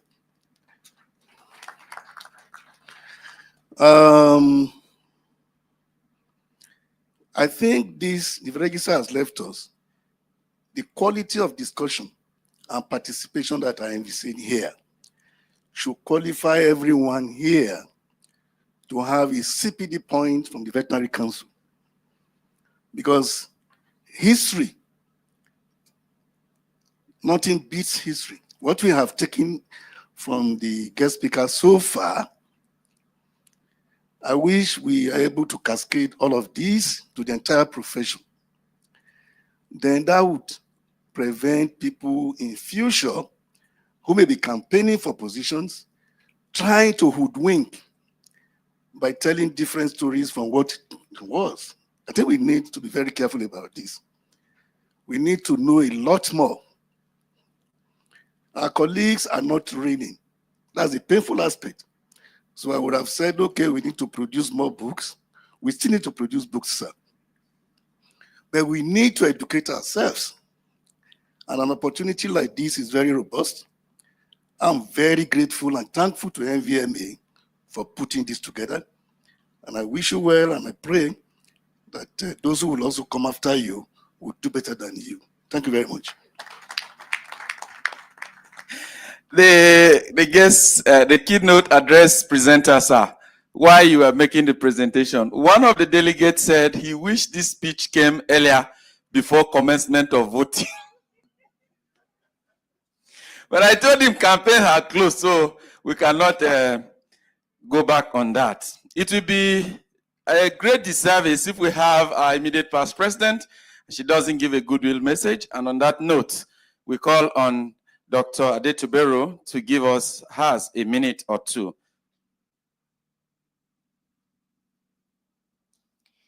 The keynote speaker, sir. A dynamic CVON. You're welcome, sir.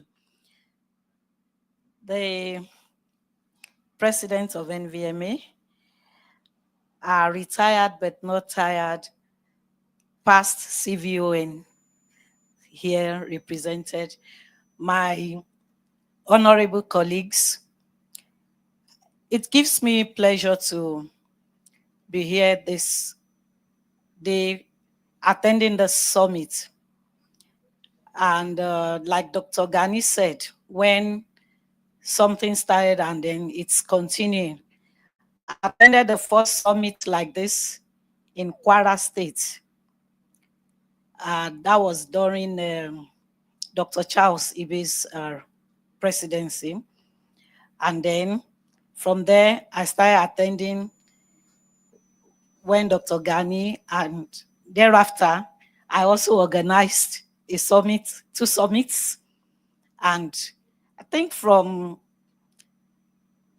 2010 thereabouts, I've not missed any of the summits I've been attending. And I can see that we are moving on. You know, the quality of presentation is increasing. And I'm happy that as a profession, we're moving forward. You know, we still have a lot of gaps, but then we are making good progress. So I like to congratulate Dr. Moses Arukoyo, the president, on the successful organization of this year's summit, and by bringing one of our reservoirs of knowledge and history to address us in this summit. Thank you all, and have a pleasant day. Thank you very much. While she was giving her goodwill, the president of the Veterinary Council of Nigeria arrived. It is my single honor and privilege to acknowledge and invite to the high table Dr. AIG Aishatu Abubakar Bajo, MNI, to please rise and take her rightful position on the high table. I told you that it was difficult, but now that we have the president, the minister can effortlessly make his declaration. You're welcome, Madam President. I almost added Chief, and is on the way, ma. Yes. So I'm right after all. We now invite the Minister of the Federal Republic of Nigeria in charge of Ministry for Livestock Development. We invite to the microphone Alhaji Idi Mukhtar Meha, who is represented by the Chief Veterinary Officer of Nigeria in the personality of Dr. Teru Vakuru. Let's put our hands together for him as he declares the technical session open. And like I announced earlier, the technical session is here. After declaration, we are going to hold a conversation right away. Thank you, MC. Do I need to sit? Yes. Okay.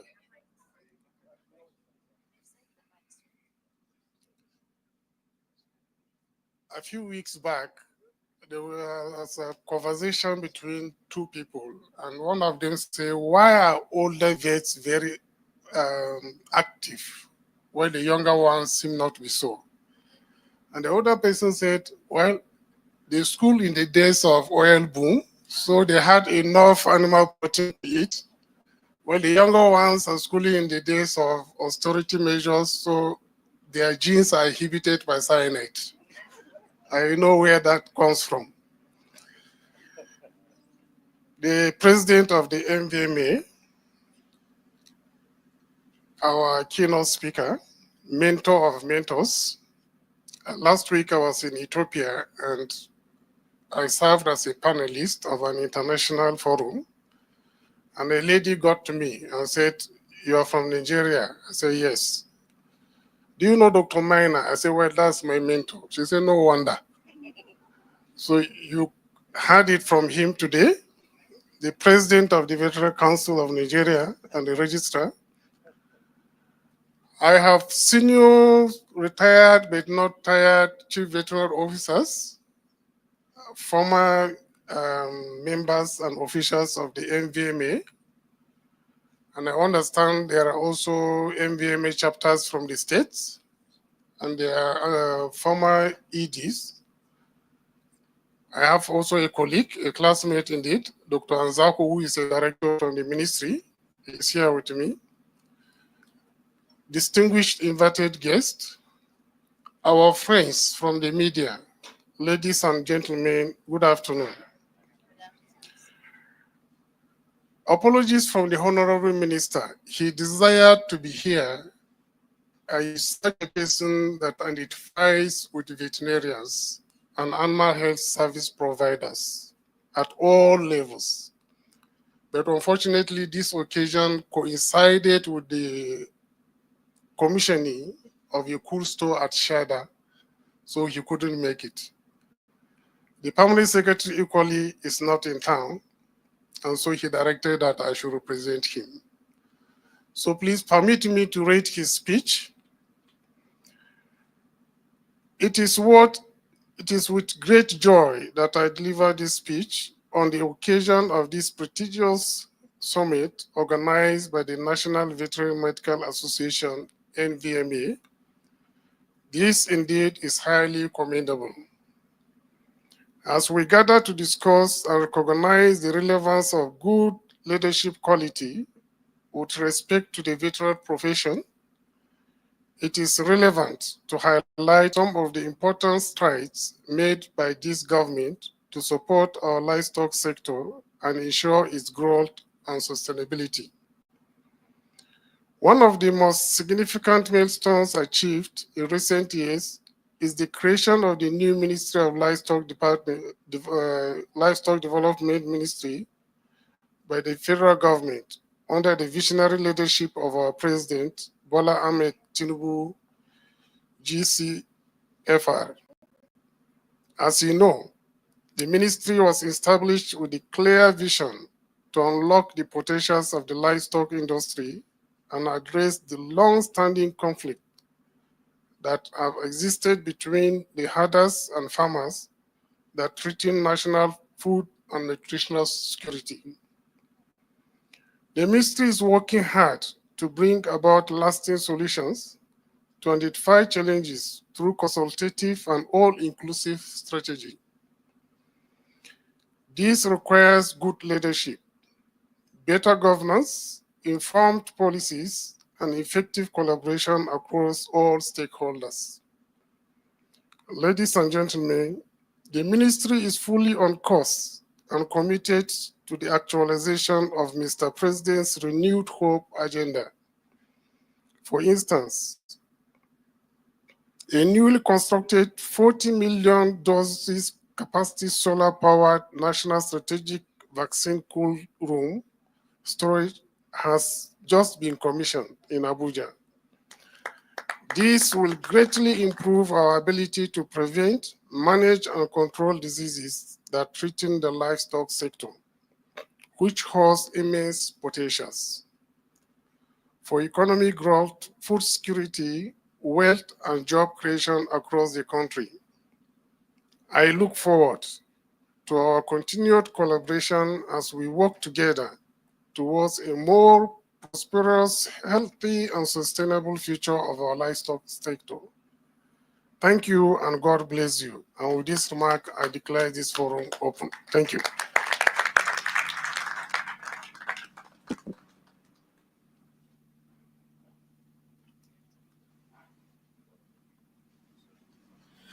Thank you very much. As we know, we are talking about vet medicine in Nigeria, and the president is here.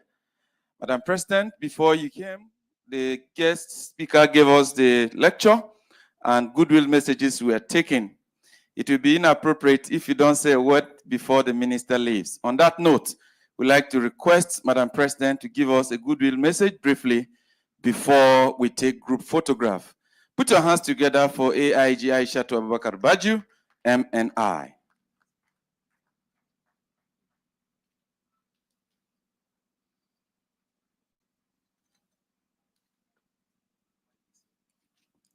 Thank you very much, MC.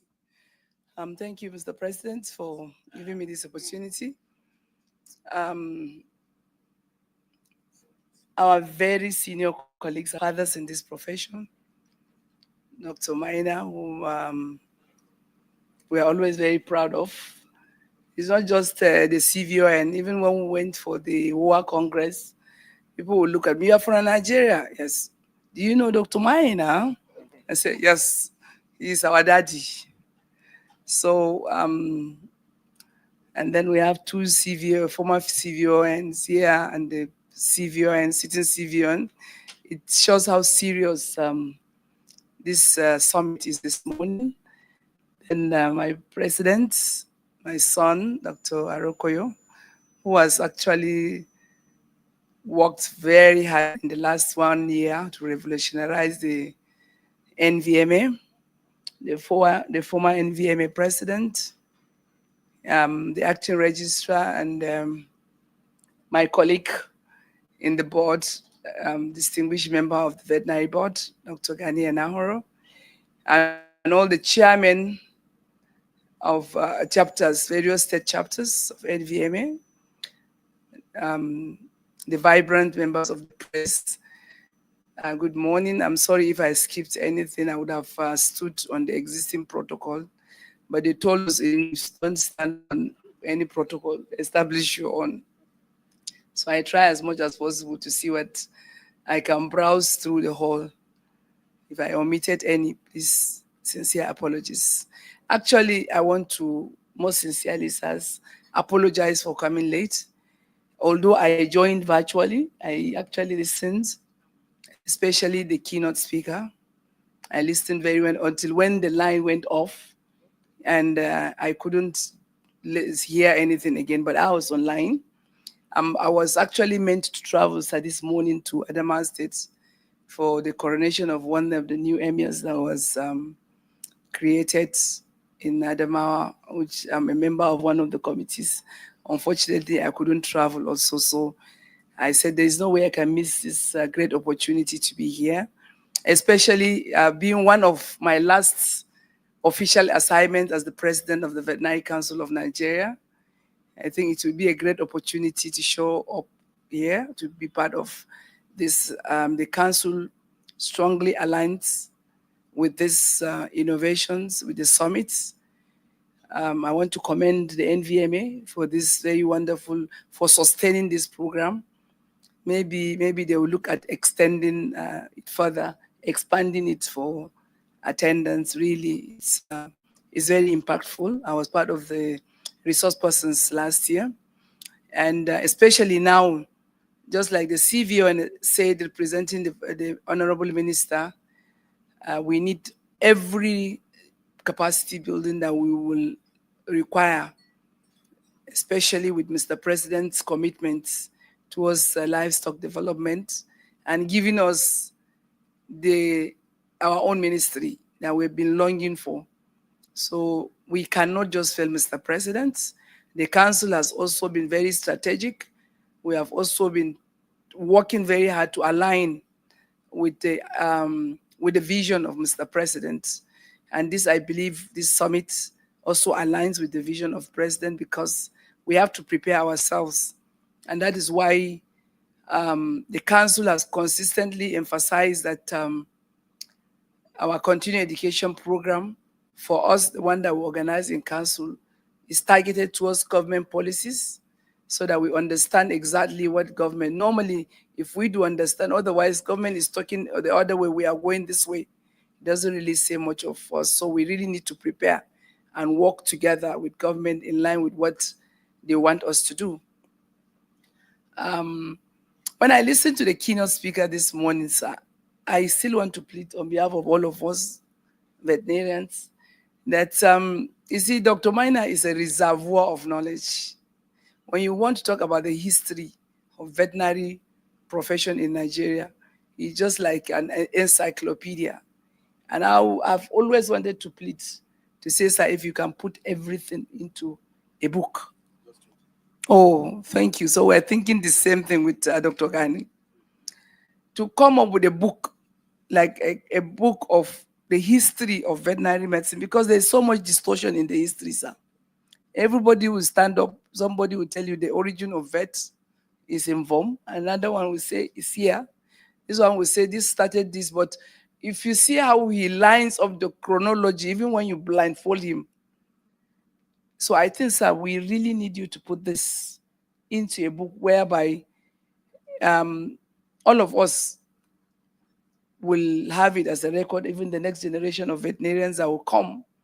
Because our young veterinarians have become so gullible now. They don't know the difference between distorted information, fake news, and correct news. Anybody can stand up of any platform and start telling you stories that never existed, and they believe it. So we need you, sir, to please put all this into a book that will make it a reference, especially for those coming behind us. Even us, sir, we don't really understand. A lot of this information is very key to us. So having said this, I want to once again congratulate Dr. Moses. I'm even here because I've been following him in Taraba State the whole of last week. This week, he has been in Taraba in preparation for the Congress. And this morning when I was speaking with someone, I said, oh, he's already in Abuja. Well done for the good job. The collaboration is excellent. We want to appreciate the CVON for its leadership. Honestly, this is one time that you can see the council, the CVO, the office of the CVON, and the Nvma are speaking with one voice. And I think this is really, really amazing. We need to see us when we're in Kenya. We went as a team. We worked as a team. Whatever we're doing, in fact, most of the time we strategize, because when there are parallel sessions, we'll decide. The CVON will say, okay, my sister, I think you need to go to this session. Aroko will go to this session, so that all of us will not miss anything that might be of interest to this country. That is how it should work. Honestly, I want to commend the CVON for this wonderful initiative, for bringing this kind of unity that we truly need, especially now that we need to sit up, because history will never forgive us if we mess up this opportunity that has been given to us. Thank you very much and congratulations, and I wish each and every one of us a very fruitful discussion. Thank you. Thank you very much, Madam President. We call on the immediate past president to say a word of appreciation to the minister for being here, and then we'll take group photograph with High Table before going back to the technical session. Dr. Junaido, please consider that application. You're a young man. Actually, Junaido is my mate. We did not meet in the university or in the ministry. We just met here.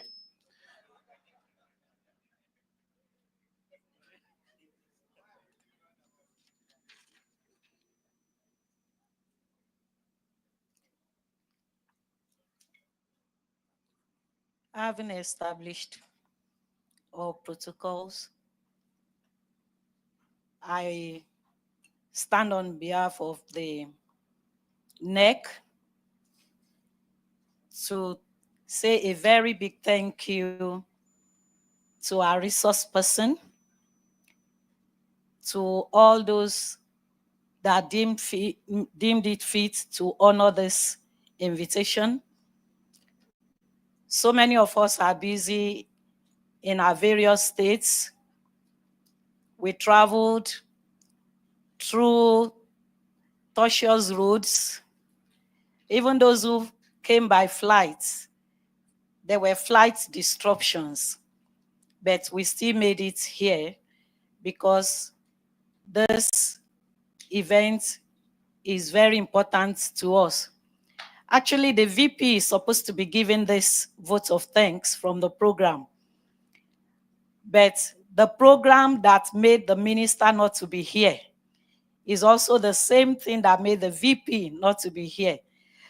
The VP is representing our president at the commissioning of the 40 million tons cold storage facility.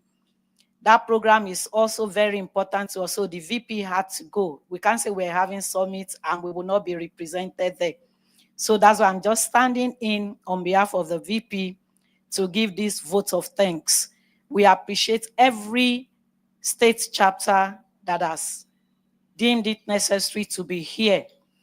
We appreciate what you're doing at your state levels, all the impacts you're making. We are not taking it for granted because together we're moving the profession forward. We want to say a very big thank you to all of you that have made it here, to our resource persons, to the gentlemen of the press, those who also are using their expensive data to watch us live. We say thank you for keeping faith with us. Thank you very much. And as we continue in the program, we promise you're going to have a very impactful technical session. Thank you very much. So members of High Table would like to have a group photograph by the summit banner. And we are not breaking away. After the photograph, maybe I think the minister has some engagement, would leave, but the rest of us will return to take comments from the crowd. It's not going to take so long. So the technical session will go on immediately. Thank you very much, sir. And whatever happens, I want a personal picture with Junaidu. You know, some pictures are like collateral. You don't know where you use them. You just say, I know Junaidu. You know him. Where's picture? See it. So after the general one, then. Thank you very much. Please, National ESCO, get ready to be part of this picture. We want the first one, then National ESCO will go in there.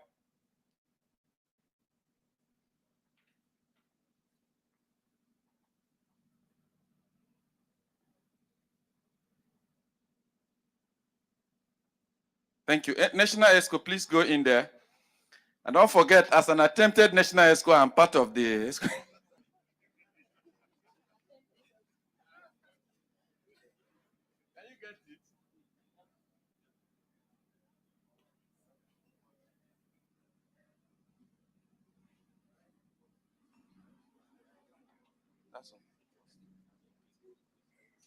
Okay, so can we all take a group photograph outside? Photographer, can this table take all of us? It cannot. All right, so let's have a group photograph, all of us outside.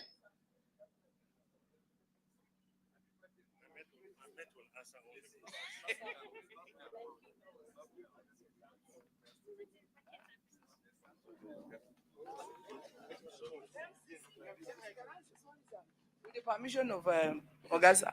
Sorry, please, can we all stand up, please? Today is our... Just help me on behalf of council to sing a happy birthday song for him, please. With your permission, sir. Thank you. Me, I don't know how to sing. I have a terrible voice, so let me give somebody. You. Happy birthday to you. Happy birthday, happy birthday, happy birthday to you. We wish you more years. We wish you more years. We wish you, we wish you, we wish you more years. Hip, hip, hip. Hip, hip, hip. Hip, hip, hip. Hooray.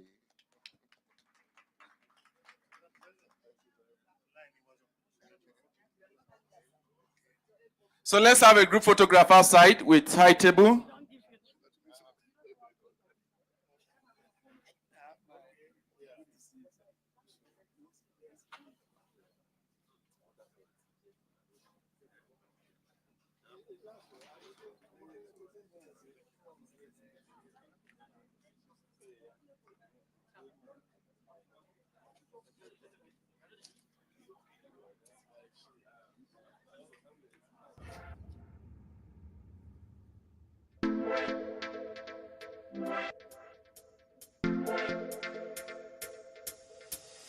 Please, let's hurry up so we can return back and finish the technical session. Dr. Ngwetia, please come, let's have a snapshot with Oga.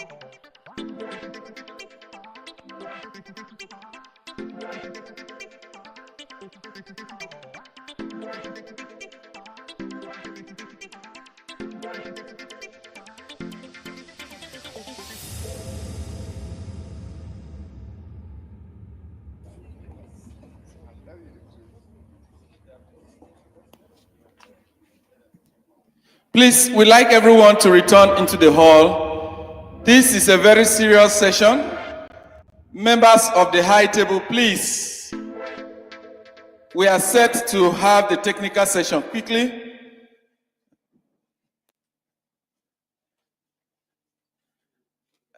Members of the high table, please.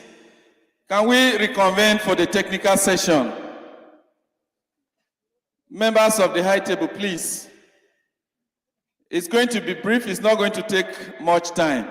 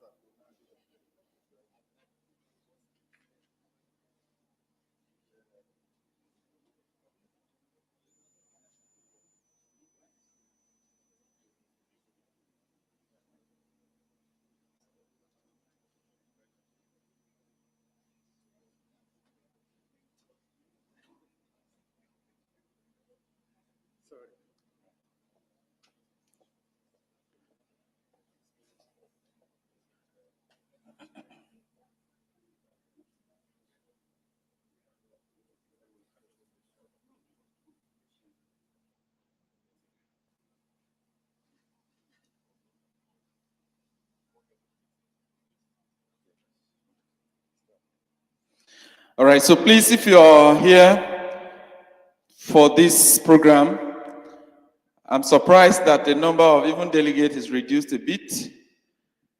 If you are a delegate, can you come into the hall? We are going to the technical session now.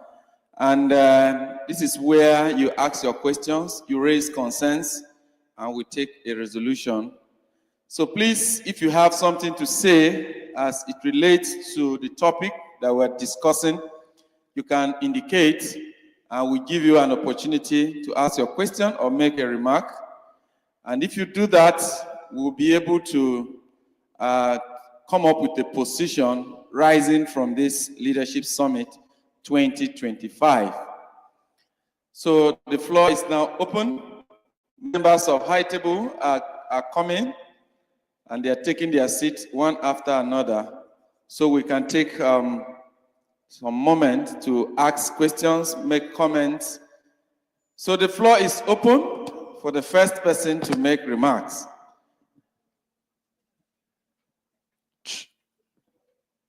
Yes. Who is coming first? It looks like the tea break is going to be served in the process.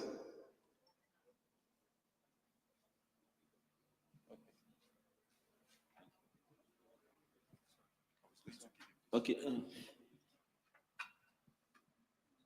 Thank you.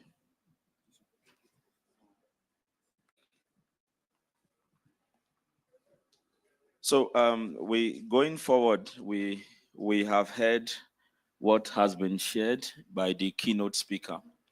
And if you take a look at your program, you'll find out that what we did not do this year is to put another set of topics for presentation, and then we go into deliberation. It was actually intentional. So the idea is to have, can our daddies please come to the high table, sir? Okay. Okay, sir. So the whole essence of it is so that we can really focus on what the keynote speaker would share, and then we can have feedback from every one of us. And then if you see your program, you will see next steps. We want to be able to actually not just listen, but to be able to say, okay, after listening to this keynote, what are the things that we now need to do? And we need to be able to itemize that and then take that away from this as a take-home assignment for implementation. So it doesn't just be we came, we listened, and we went away. So that is the essence of this interaction we want to have now. So I will really appreciate it. Even if there are no questions from your end, maybe there are additional comments, maybe there are ideas, there are things you feel, why don't we do ABC? Courtesy of what has been said today, so that we take note of them and we can move on to implementation. I'm just saying this just to further give explanation to what we want to be doing at this time. Our fathers are still present, Dr. Gideon, Dr. Yaki, our fathers, all of them, Dr. Gani, they are still here with us, and I think the AIG also is coming back in. So the floor is open for comments, for questions. Thank you. Where's Andrew? You have your mic. Let's hear him. All right, so the first speaker is up. Sajjan, can you come up if you are not presenting? Let's start to, we need to. Thank you, my President, for the opportunity. All protocol duly and respectively observed. I am Dr. Umar Abdullahi Maina, representing Borno State. I would like to buttress more on one of the key points that was raised by the keynote speaker earlier, concerning the employment of younger vet into the services of the state and of course the federal government. This is very important because recently I was able to travel across the country and visited some few states, and I have realized that there is a very wide gap in terms of personal strength in our ministries. And of course, these should be emphasized. I'm so glad that I received an information concerning the recent visit of the national president to Taraba State, where he also buttressed on this particular matter. I think this is something that should be replicated across the federation. This is not only because of the younger ones to get something doing, but rather to also mitigate the possibility of the generational gap that is created, where there is not going to be proper transition of knowledge between those who are exiting the services and those new ones that are being recruited into the services.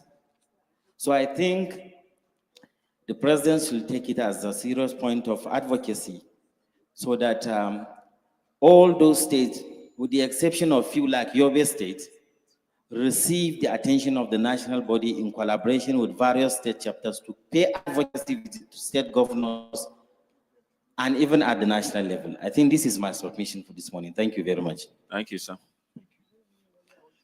Good morning. I'm Dr. Sheyi Kolawole, Nvma Osun State. I want to deeply appreciate the opportunity. But by and large, I just want to be very brief. He had mentioned one of the things I wrote, and that's the employment. I really want to use this medium to implore our Nvma president and every other person involved to look how we can get some of our states to get some of these things actually done. For instance, Osun State had 13 veterinary public veterinarians, and with about 31 local governments. That's really not a good one.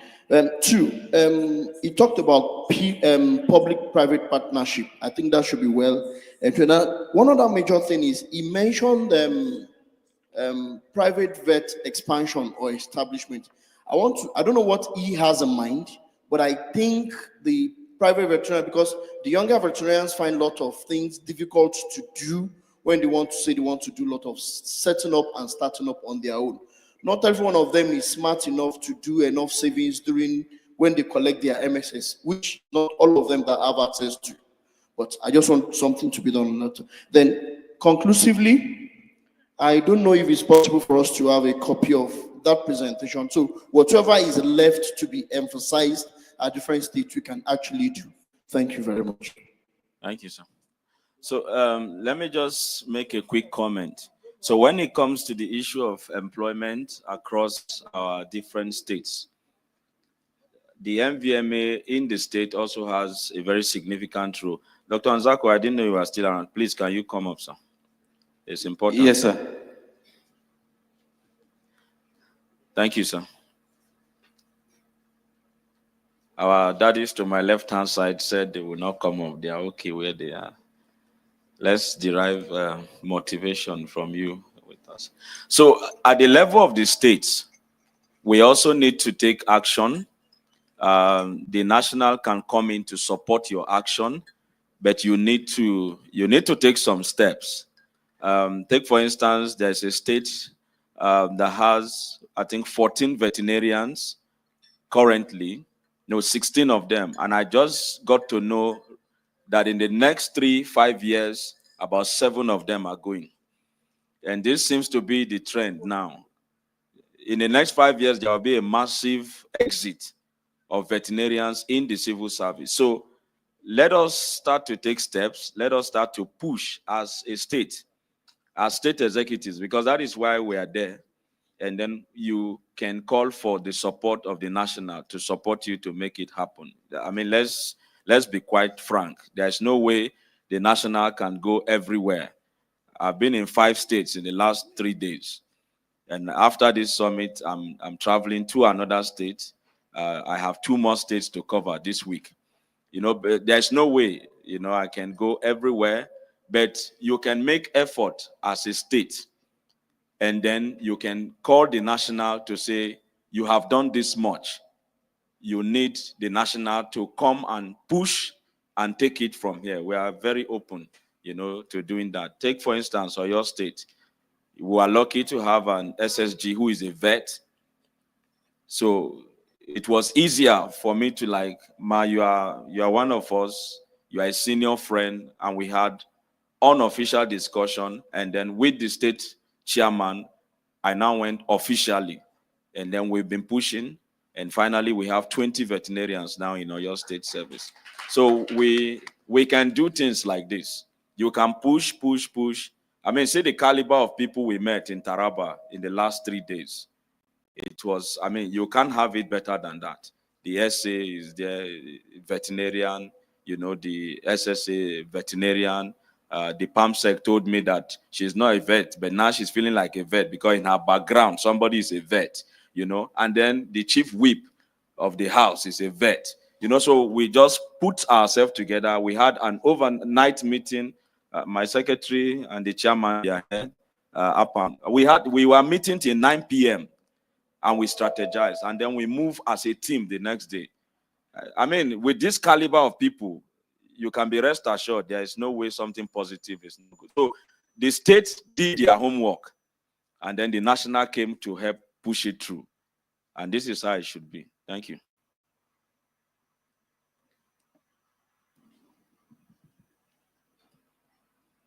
Good afternoon, Chairman. Sorry, President, and every other person here. My name is Dr. Samuel Ngwejo, Secretary, Benue State. Having listened to the keynote speaker, I've observed a lot of loopholes in our profession in relationship to the different levels where we work. Especially for some of us who work in the universities, we find out that the pay that accrue to you in comparison with other civil service, maybe people who work in the ministry, department, and agencies, theirs is better. So I would like to advocate for a situation where veterinarians in public tertiary institutions are paid in accordance with the National Wages, Salaries, and Salaries Commission. I would also like to, when the keynote speaker was talking, I was even thinking, he was giving an example of Benue State, where I come from. That if we go to my state, maybe I think now 5 or 6 veterinarians are the Bureau of Government, and it calls for real intervention in that area, so that when we advocate for 774 local governments in Nigeria, that veterinarians should be employed at those places, it's good that we start at the state level, so that even at that level, people should be there as a foundation. Then it should spread across to the local governments. For us in Benue, we have 23. So by and large, at the end of the day, we have 774 local governments manned by veterinarians at those places. Then from the presentation made by our guest, our keynote speaker, we have seen a lacuna where hitherto we had divisional livestock officers, the directors of veterinary services in our states being members of the Veterinary Council of Nigeria. So I don't know whether there was a law that excised them out of being members of council, but if there is any legal provision or a document that made them not to, at a point, cease to be members of the Veterinary Council of Nigeria, I think it's very important because these things or the employment issue I'm talking about, or some of us have talked about, could be aired through them because they are very close to the people and they feel the impact of the veterinary profession in Nigeria the most. So I call for overhaul of the Veterinary Council of Nigeria to include directors of veterinary services in the various states. Thank you very much. All right, thank you. Let me make a quick response. I'll pass the mic to the president of the council to make further comments. So for Benue State, from my side, what I can just say to answer very quickly, I'm in touch with the DG, the current DG of the Bureau of Livestock Development. It's a Bureau for now, but we are also trying to push for how this can become a full-fledged ministry. We spoke 3 weeks ago. We had a very good deliberation on the phone. Suffice to say that what you are saying is in mind, and we are really doing our best to push. I'm in talks with him. I've familiarized myself with him. In fact, he was the one who called last, just to let you know that I am registered in his mind. That means that veterinarians are registered in his mind. So we'll keep pushing for employment and otherwise, and then pushing that Bureau becomes a ministry. And as we move forward, Andrew is here. I'm going to bring him into the discussion, and then we can really on the ground push adequately. For the part of remuneration for people in academics and then DVSs, I'll pass to the president. Just, Mr. President, maybe before Madam President speaks, there is a quick one to add to this. Maybe it would be better. There are veterinarians who are working in federal institutions, some of which do not have maybe clinics. Like if you're lecturing in a university that do not have a faculty of vet medicine, but you're a vet, such veterinarians are not receiving remuneration as per vet. They are just being paid like any on the conwas. You know, they are not taking any specialist allowance, any hazard allowance, any of those. So it has been a problem. The DG, for example, of our Bureau for Livestock Development and Transboundary Animal Disease Control was a lecturer at Nvma. For close to 10 years, he was never paid. So maybe as a follow-up to what he said, this could be addressed simultaneously to see that veterinarians that are not working where such are available are protected, provided they are unemployed. Okay. Thank you very much, my president. Now I want to respond to the DVSs in council. Before now, DVSs were part of the council, all the DVS, 37, at least my first tenure in council, around 2004, thereabouts, yes. At some point, DVSs were removed from council completely. There was an amendment of that section of the veterinary, yes, membership of the veterinary surgeon in the Veterinary Surgeons Act. I don't know what has happened. I wasn't in council, but I know that so many things happened, and they went to National Assembly and it was used. So when we now came on board this particular council, we sat down as board and we looked at it, and we unanimously agreed that not having DVSs in the council is an abnormal. Because reason being that every veterinary practice, every veterinarian belongs to a state, right? There is no vet here that is not practicing in a particular state. Whatever policies that you come up with in council, you need the DVSs to implement for you. And if they are not carried along, they are not part of the council, then it becomes a problem, because what it means is that when we finish, we have to start going to look for DVS to explain. And if they do not understand why certain decisions are taken, it's difficult for them to sell it.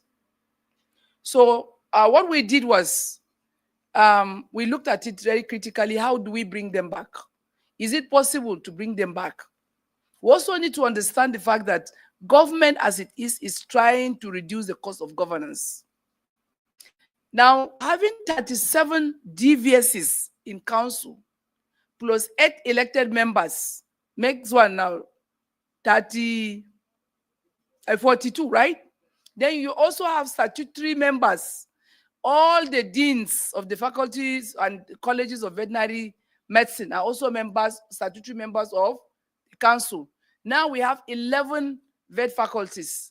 So you add 42 to 11, making what? 51, I mean 52, 55, huh? 53, no 53, right? Now you also have the CVON as a statutory member, 50. When I don't know arithmetic, right? Then you also have the executive director of Nvma. So you see, when you look at it, even to as it is now, we are just 20. What? We are only 25 now. Because of funding and so on, to even call for a physical meeting is usually very difficult. We don't even have the funding. Now, if we are not able to manage 25 in council, you are expanding it. So we look at it in line with government policies. So, and then not just that, we also look at other agencies, sister agencies like the Medical and Dental Council, they are low. We look at the Pharmacy Council, and we also look at other relevant councils. How do they deal with issues that has to do with their state, directors of medical services in the state, director of pharmacy in state, and so on and so forth. We've studied these laws, and we saw that what they have is representative of these directors based on geopolitical zones. You have one DVS or one director of medical service from each, and they rotate among themselves. If it is two years, if it is 1 year, depending on what council now approves. So at every time T, you have 6 DVSs sitting. And we now agreed and say, okay, I think that is a better option for us to have. But then we still cannot do it because the Veterinary Surgeons Act as it is now does not have the DVSs. So the council in its wisdom, what we did was, okay, how do we still bring representative of council, DVSs back into the council? So we now agreed and to bring in at least 1 representative of DVS from the southern part of the country and 1 DVS from the northern to represent all of them while we are pursuing the veterinary surgeons bill that we have already inserted the DVSs, depending on their job representation from geopolitical, before that bill is being passed, so that we don't completely lose the DVSs. And I personally went, because the president of council also has powers to co-opt somebody that is not either an elected member or a statutory member into the board. So I use that power to now co-opt 1 DVS from South. Now we have the DVS Lagos. He's now a member of the council. And we also have DVS Bauchi, who is the chairman of all the DVSs in the country, also co-opted into the council. So we are very mindful of that. We believe that the significant role of the DVSs, council cannot actually function effectively and get all the policies in place without the DVSs. So that's how far we have gone.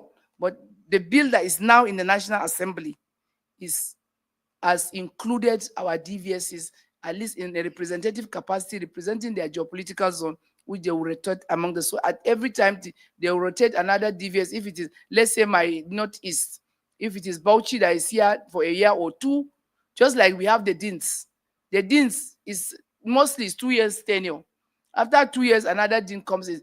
Within these 5 years, if I tell you the number of deans that we have had, they are a lot. The number of CVOs that we have had, a lot. So they can rotate just like them. And the same thing also, we are looking at the deans of the faculties. I think in the new bill, we have also looked at it to reduce also the number of the deans to have a representation. This reason by so that you have balance. You don't have one particular group paying too many in the council, reduce, because we don't know, do we know the number of faculties that we are going to end up with? Now we have 11, and we have about, is it 3 or 4 that are already in line? They are almost getting the accreditation, and they will join, and others are also applying. So we don't want a situation whereby the number of the DVS deans also of the faculties will be too many in council and we still run. So, but when you have them in representation, they rotate amongst themselves. So you control that, so that at least we can have a result. In fact, when I went to Kenya, Kenyan Veterinary Board, they don't even have the DVSs in their board at all. But they have some other people, like representative from the Ministry of Finance, like representative, because the VPPs are also supposed to be. And that's another thing I want to add. We also considered, because for you to regulate, you have to be a part of it. Because now that we have been fighting, it's not fighting, there has been a lot of struggle between the veterinary paraprofessionals and veterinarians. The World Organization for Animal Health says that there should be one regulatory body. You can't keep regulating people and they don't have representative in the board. It's the same thing that we are talking about with the DVSs.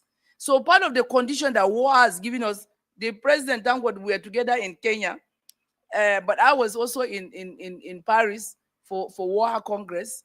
They have demanded that, yes, there's a law, because they are lobbying seriously, the VPPs are lobbying at WAHA to get them to approve that they should have a separate regulatory body, which is not really in our interest. I think it's good we have all together. That's what is happening.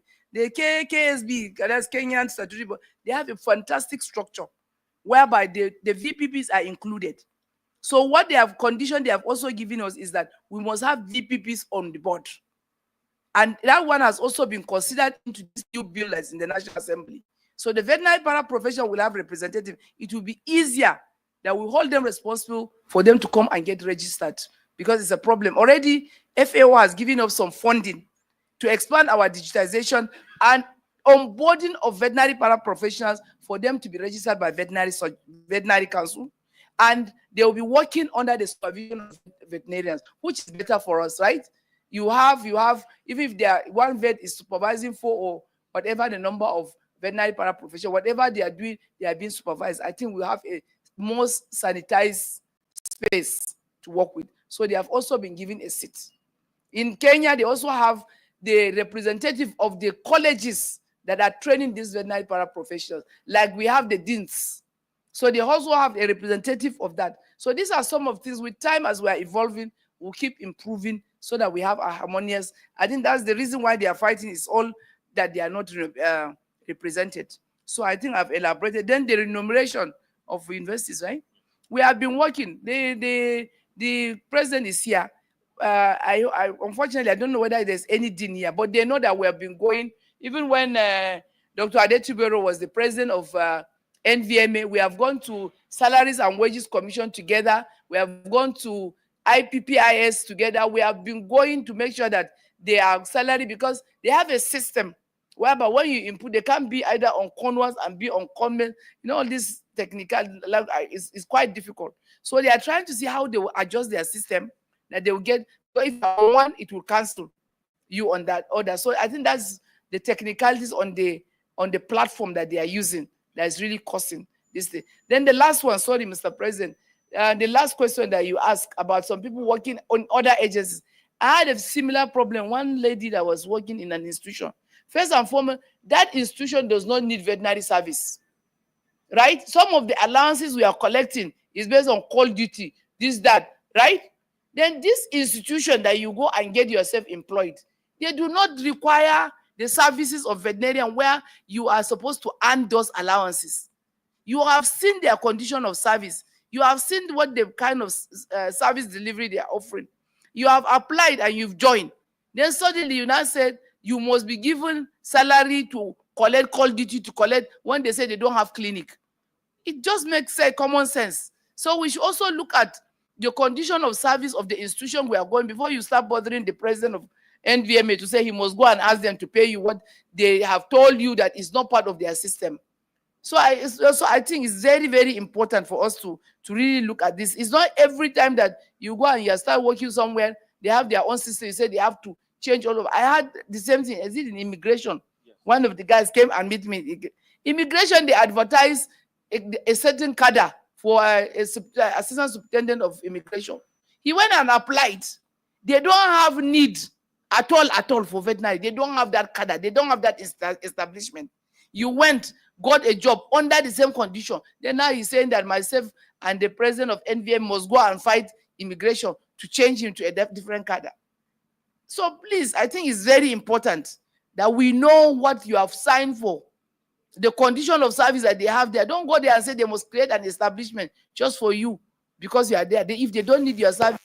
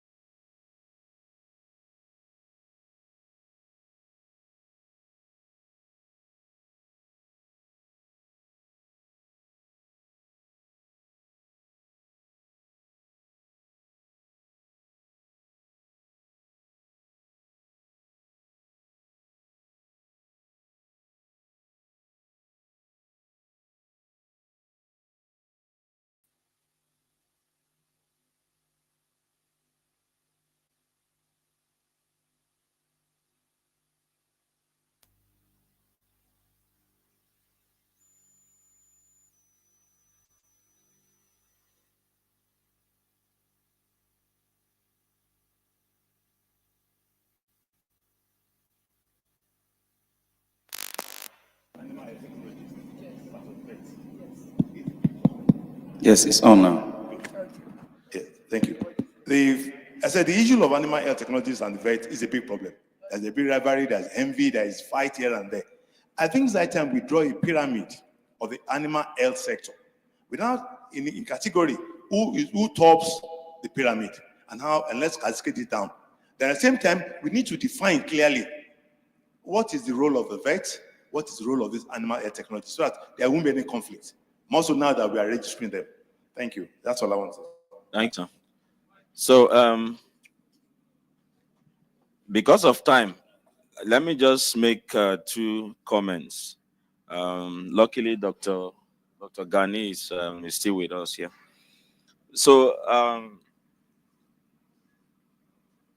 it's important. I think, let me stand.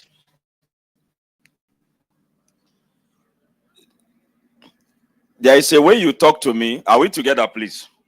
There's a way you talk to me. You want to communicate something to me that is not going to be palatable. And you communicate it in a certain way, and I take it. Even though it's not palatable for me, your presentation makes me take it. It makes me to accept it. And before I will pass the mic, that is the aspect I would like us as veterinarians to try to adjust. With due respect, sir, if we come to the para-vets and we make such statement as we need to know who tops the ladder, immediately you use that statement, the guy puts on a defensive position. Okay, who tops, Abi? I'm a PhD holder in animal science. I trained you. Now it's about who tops the ladder. By such expression, a fight is declared. We need to take note of this. We know that we top the ladder, but we should find a way, because you see, the world we live in now, all the knowledge that we command as veterinarians, most of it is on the internet. We have to come to this realization that we are no longer, it's not like many years back. So we have to have, I don't know, a more, I like, not really accommodating, sir. We need to have a more open door policy, so to say, so that we can all relate together. And you see, the law already states that they must work under our supervision. That alone is a problem for them. So when we rub it in their face, they react. So I would like to encourage us to put this at the back of our mind. A doctor cannot say because he's a doctor, he doesn't need a nurse. And the nurse cannot say, look, I have 1, 2, 3 qualifications, so I know more than you. It cannot work. Nobody is going to go and make her Minister of Health because she has additional qualification. So I like us to carry this in our minds as we relate with our colleagues. Animal health takes a teamwork. That's the theme of this year's World Veterinary Day. Animal health takes a team approach. That's the theme for this year, because we all have to join our hands together to work. Governance, a point well stated. The AIG is here. I would like her to also speak to it. We have several cases. When we enter our business meeting now, you will see cases. A vet is told to take over a premise, standing for a senior vet, travel in December, came back, the guy sell half of the things in the shop by January. That case is on ground. I have my file is there. There's a case, I think, out of Rivers. The guy just got my number, God knows from where. Send me evidences, like 7 documents of an agreement he had with one of us. And the guy breached the agreement, and there's over 2 million, you know, that's another. And so on. So what the question is asking is, what happens?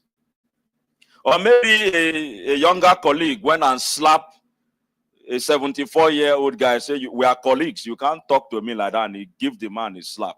What happens when such things occur? And also, what happens when the elder colleague is the one pressing the younger colleague? Well, how do we handle that? The case in Rivers, sir, I'm not sure we succeeded to even rectify the one you brought last year. of one colleague going about and just collecting money from people everywhere. I mean, if we say governance, to use your words, sir, at what level do we actually practice this governance, or is just there? The VCN is a regulating body. If the VCN does not regulate us, we will go berserk. I mean, we will all lose control. The younger one doesn't respect the elder one. The elder one too just feels the younger one is doing too much. Then he writes something and block him. Where does the VCN come in to help us? And then lastly, DVS relationship. I am looking for money, sir. And the money I'm looking for is how to plan a meeting that will bring all our DVSs together under the chairmanship of the CVO. And then we take our law and sit down and spend 2 days. But somebody needs to pay the bill for that meeting. And I'm looking for that money, and I know God will provide it. Let's have all the DVSs come under with the CVO. And we sit down together, take the law and go. Our DVSs, they are so powerful, but I think they don't know. We need to let them know how powerful they are. Because if they know, we will move faster than this. Thank you. Yes, sir. President, I think I didn't want to make a comment on this issue of the DVSs versus private vet. Not because I am in government service, but I think some of us have just 1 or 2 years to leave the service and we'll be in the private sector. Somebody mentioned the fact when the keynote presenter, he says so many things. I think it's like we're not taking into consideration what we ought to do once you take an oath.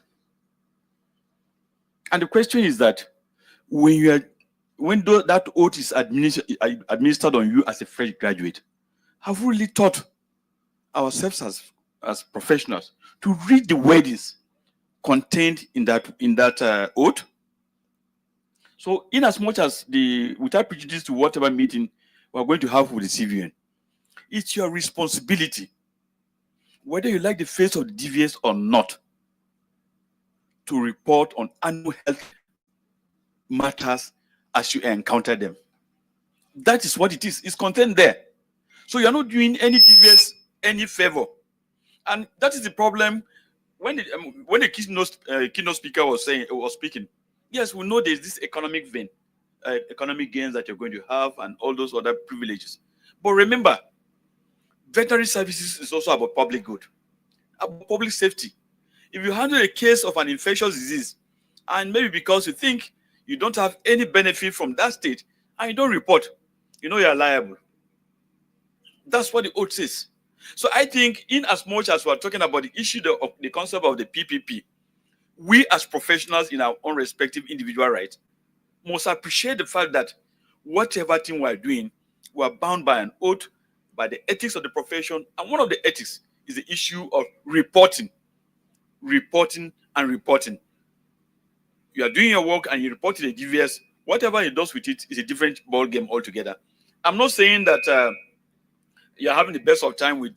I'm not speaking for DVSs, but all of us, I think Nvma, I want us to, even as we plan for those programs, the issue of our jurisprudence and other things that we do in the universities must be reinforced, so that people know their responsibility as a vet beyond the practice. Thank you very much.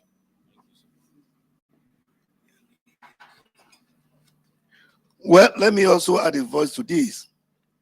The question whether who is leading the ladder, I don't think that question is supposed to be for us here. We have a teamwork in animal health service delivery. And we all know that the head of the team is a veterinarian. We end it. And it must never be in contention. It must never. Where you allow it to be in contention, you have lost. Because it means you are beginning to rub shoulders with those who should be junior to you and who should take instructions from you. We don't need to be told that. Who leads the team? In that ladder, we have veterinary nurses, as described in different geographies. We have the veterinary technologists, the veterinary technicians, veterinary hospital managers. They are on that same ladder. Then we have the veterinary clinic assistants, very critical workers who maintain cleanliness and does a lot of restraint of animals for us. And then we have the other workers depending on the quality of services you are delivering. So it's a teamwork. The challenge has always been that the veterinarian here wants to be a jack of all trades, and many times they will be masters of very few of them. You can't be the technologist, you can't be the nurse, you can't be the veterinarian at the same time. And that is what many of us try to do. So we need to be careful. We shouldn't make ourselves to begin to argue who leads a team in animal health delivery. But let me shake the table a little bit here. Many of us are also too relaxed. Is it reticent they call it? You have your DVM, you are making some money somewhere, maybe in public or private, and you sit down there. And the animal health technologists, the animal science who are supposed to run a different cadre from you, working alongside you in different fora, are progressing themselves in education, in knowledge building. If you have a master's degree, you are expanding your capacity to analyze issues. And when the chips are down, somebody somewhere will give you regard over those who have a bachelor's. Then you will sit down there with your DVM, they will acquire their masters, they will go for a PhD, and then you think they still belong to the same category of the bachelors that they were several years back. This is a problem we have in our profession. We don't like the self-development issues. I'm sorry to make myself an example here. I have a master's degree, even in private practice. I have an MBA. I have a College of Vet Surgeons diploma, the membership diploma, a fellowship. I'm doing a PhD in clinical pathology. I'm doing an additional PhD now in entrepreneurship and innovation management. Am I looking for how to use it to look for jobs? No. I can tell you the differences are there.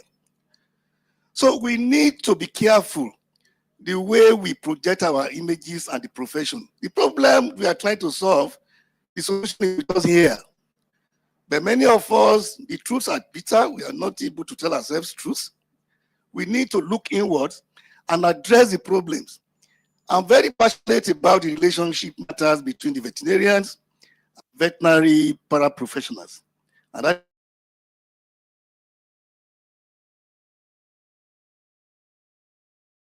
is why the president passed it on to me, with them, that they are a profession that should support what we are doing as veterinarians.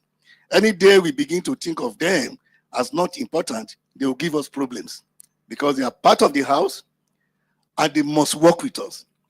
That is the global standard. We can't have a different standard in Nigeria. We can't. The team is the team. We are not beginning to have even community animal health workers as part of the team. We need to have a mindset change to be able to accommodate these realities. If we don't, we will shoot ourselves in the leg. We can't do this job alone. How many veterinarians? How many of us are even actively practicing on the field? We have been told today that only 20% of the veterinarians in Nigeria are in service, government services. The remaining 80%, where are we? State capitals. And you think we must deliver veterinary services without this chain of team workers? No, we cannot. My president, I think the truth has to be said. We need to look in-house, even our administrators in public services, directors of veterinary services themselves. They keep on defending the government, where they have 10 veterinarians working in local governments that are more than 16. How can they say those numbers are providing sufficient services? They are not. But they are the one to fight, to do the fight, not the private man who is out there. And how many of them are doing the fight for us? So we need to be bold and face these challenges and address them in-house before we start looking for outsiders to defend us. Thank you. All right, thank you, sir. I'll come back to the president later to speak to issue of governance, because that is a critical one. But Dr. Tunisia, let's hear you. You can hear? Good afternoon, We are everyone. taking. No, we are coming. Her hand is up. Then someone is here. I've not seen your hand. You two hands. I've seen you, sir. Okay. All right. Good afternoon, everyone. I think it's safer for me to stand on existing protocol so I don't miss out anyone. My name is Tumsia Maimunaman Isa, and I am currently the Coordinator of Veterinary Services to the Governor of Niger State. I'm also the Vice Chairperson, Nvma Niger State Chapter, and recently the Coordinator Livestock Program for Niger Foods. And I would like to sincerely appreciate the keynote speaker in person of Dr. Nvma. I got some level of clarity from what he said in terms of who does what, where you start and where you stop in terms of collaboration between the public and the private sector. So just to speak on what we're currently doing in Niger State briefly, to say that Niger State has the highest budget allocation for agriculture, about 406 billion, with the livestock subsector taking a chunk of that. I would have clapped, but since I've not seen any money for MVM, I will So not. you will see it, don't worry, you will see it. With livestock subsector taking a chunk of that. Mr. Governor is an ambitious soul. Everyone has seen Muhammad Umar Bago everywhere, and our numbers don't come small. Recently, we had the Presidential Committee on Livestock Transformation. They were in Niger State to see the efforts that we have so far, and to say that we understand that the government cannot drive businesses. So in that wisdom, the Niger State government brought up the Niger Foods, which is a service and logistics company charged with developing the vast arable land and agricultural subsector in Niger State. So Niger Foods is a private company, but Niger State has a share in it with other private investors. So Niger Foods is champion because Dr. Minor said something about we have to start doing this thing as a commodity trade. It's serious business. Food is serious business. There's a huge capacity and employment gap in Niger State. I think the last employment was 7 years ago. And I think we have about 18 vets in Niger State. In terms of land mass, Niger State is the largest, 10% of the entire Nigeria. But I can proudly say that the governor has given an executive order to employ a chunk of not just vets, but para-veterinarians across the 25 local governments so that we can ensure last mile delivery of veterinary services. And just to solve a lot of the issues we've identified, the bottlenecks, the Niger State Livestock Implementation Plan came up with the 7-layer approach, which is to unleash the power of the pastoralist by developing a place called the Special Livestock Processing Zone, which is going to be part of the Special Agricultural Processing Zone funded by the African Development Bank. Niger State is a beneficiary. And then we're also going to improve livestock production system, value addition and market, improve animal feed, which is cropping for animals. So His Excellency is asking us to crop for animal. He doesn't want us to crop is what people have ate and left that then we give the animals. No. Niger State is intentionally cropping for animals because this is one of the issues that that is holding back the production system.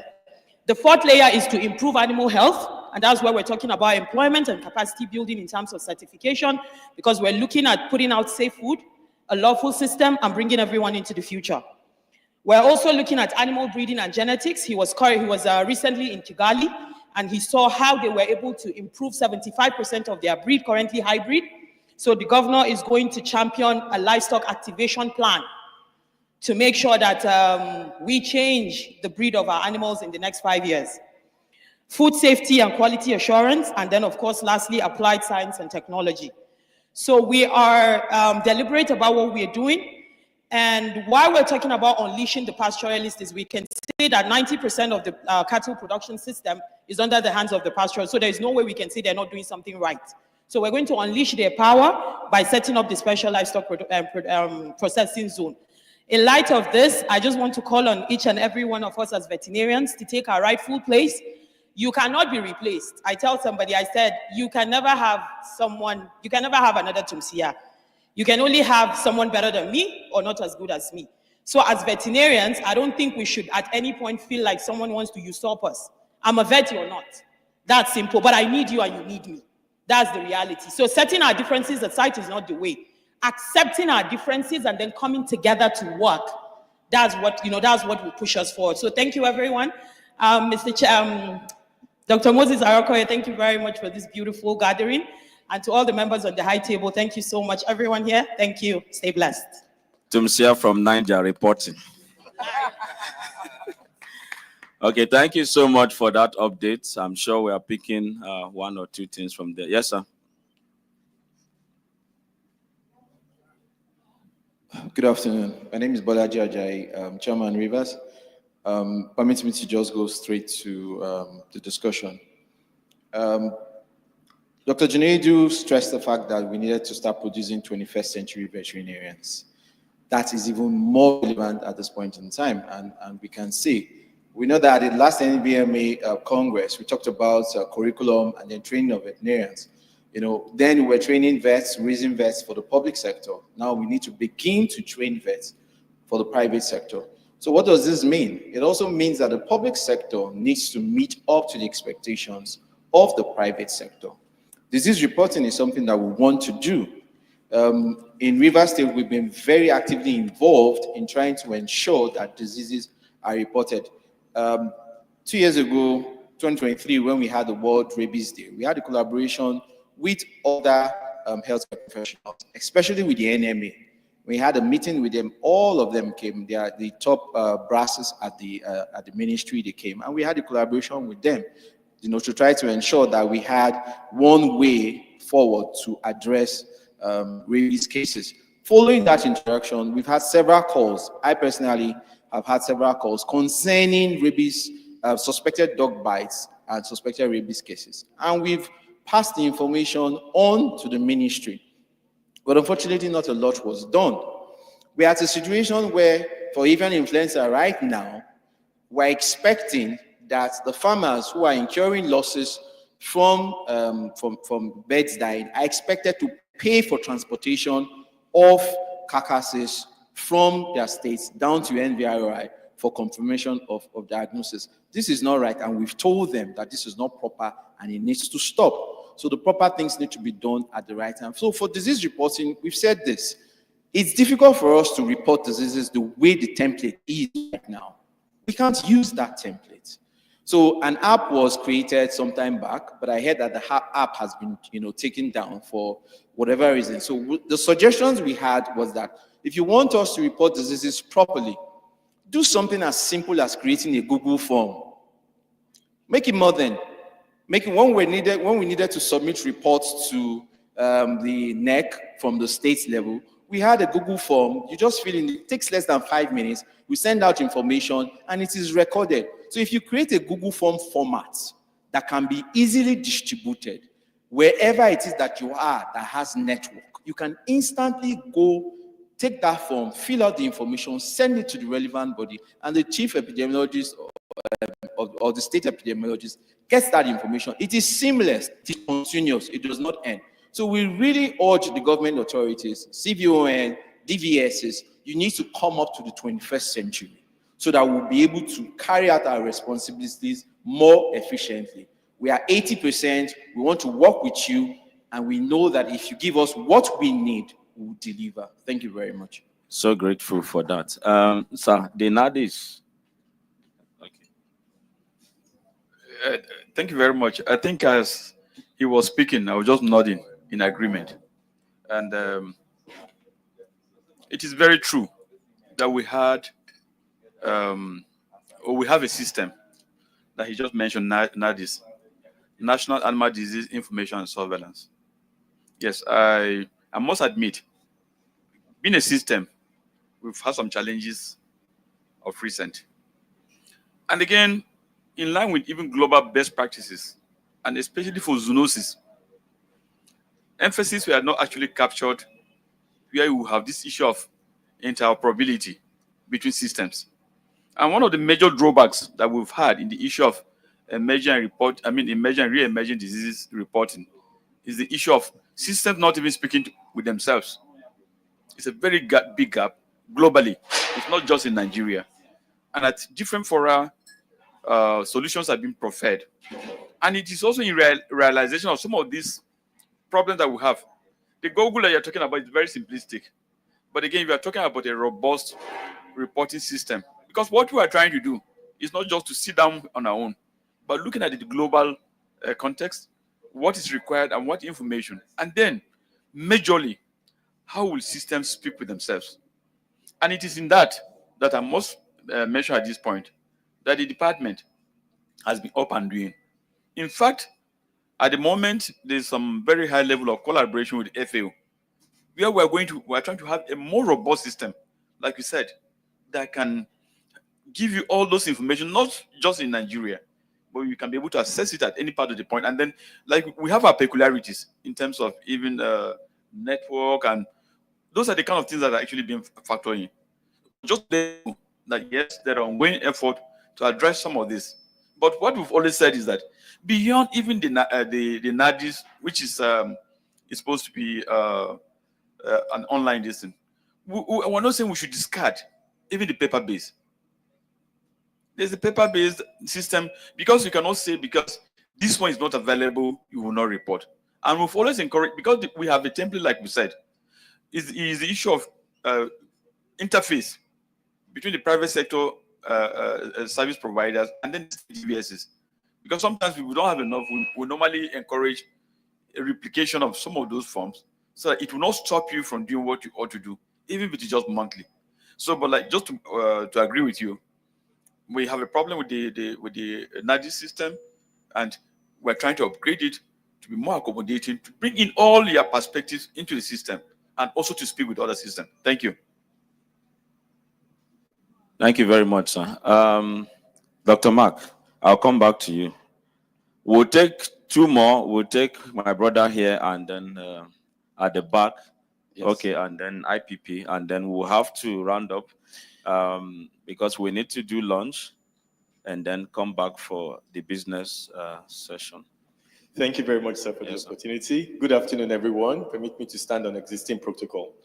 I am representing Lagos State, and I came with some questions that my constituents asked me to put. You already brushed on one and then you mentioned we'll be taking it in the business section. So if everything is going to happen, be taken in the business section, that's perfect by me. So the first one is Nvma, in her core duty to protect the veterinary space for her members. What are we doing about the encroachment by international veterinarians or veterinarians from outside the country? Is it just a walk in the park for them? I know, for example, the wildlife space, whenever any work wants to be done, it's expatriates that are taking to come and do the work while we have qualified veterinarians in Nigeria. The poultry space, I know, also is, gripped by the neck by expatriate veterinarians. And then even for the ones those are ones that just come do contract business and all and go back. And then even for the ones that come to set up their business in Nigeria, is it going to be just that, oh, you pay your dues and then you are good to go? If that is that, then we're doing ourselves a great disservice to go and practice outside the country. You will go through the eye of the proverbial needle. You are, to get your license to practice. It shouldn't be just a walk in the park for them. So what are we doing to protect this? Then the one I said you brushed upon is this increasing case of misconduct between veterinarians. It's so much. I know I reported a case last year. Several cases have come up this year and all that. And I think we're getting to the point where we can't just turn a blind eye to it. We have to tackle this head on. What are we doing? We say we serve a noble profession. We are the epitome of a gentleman.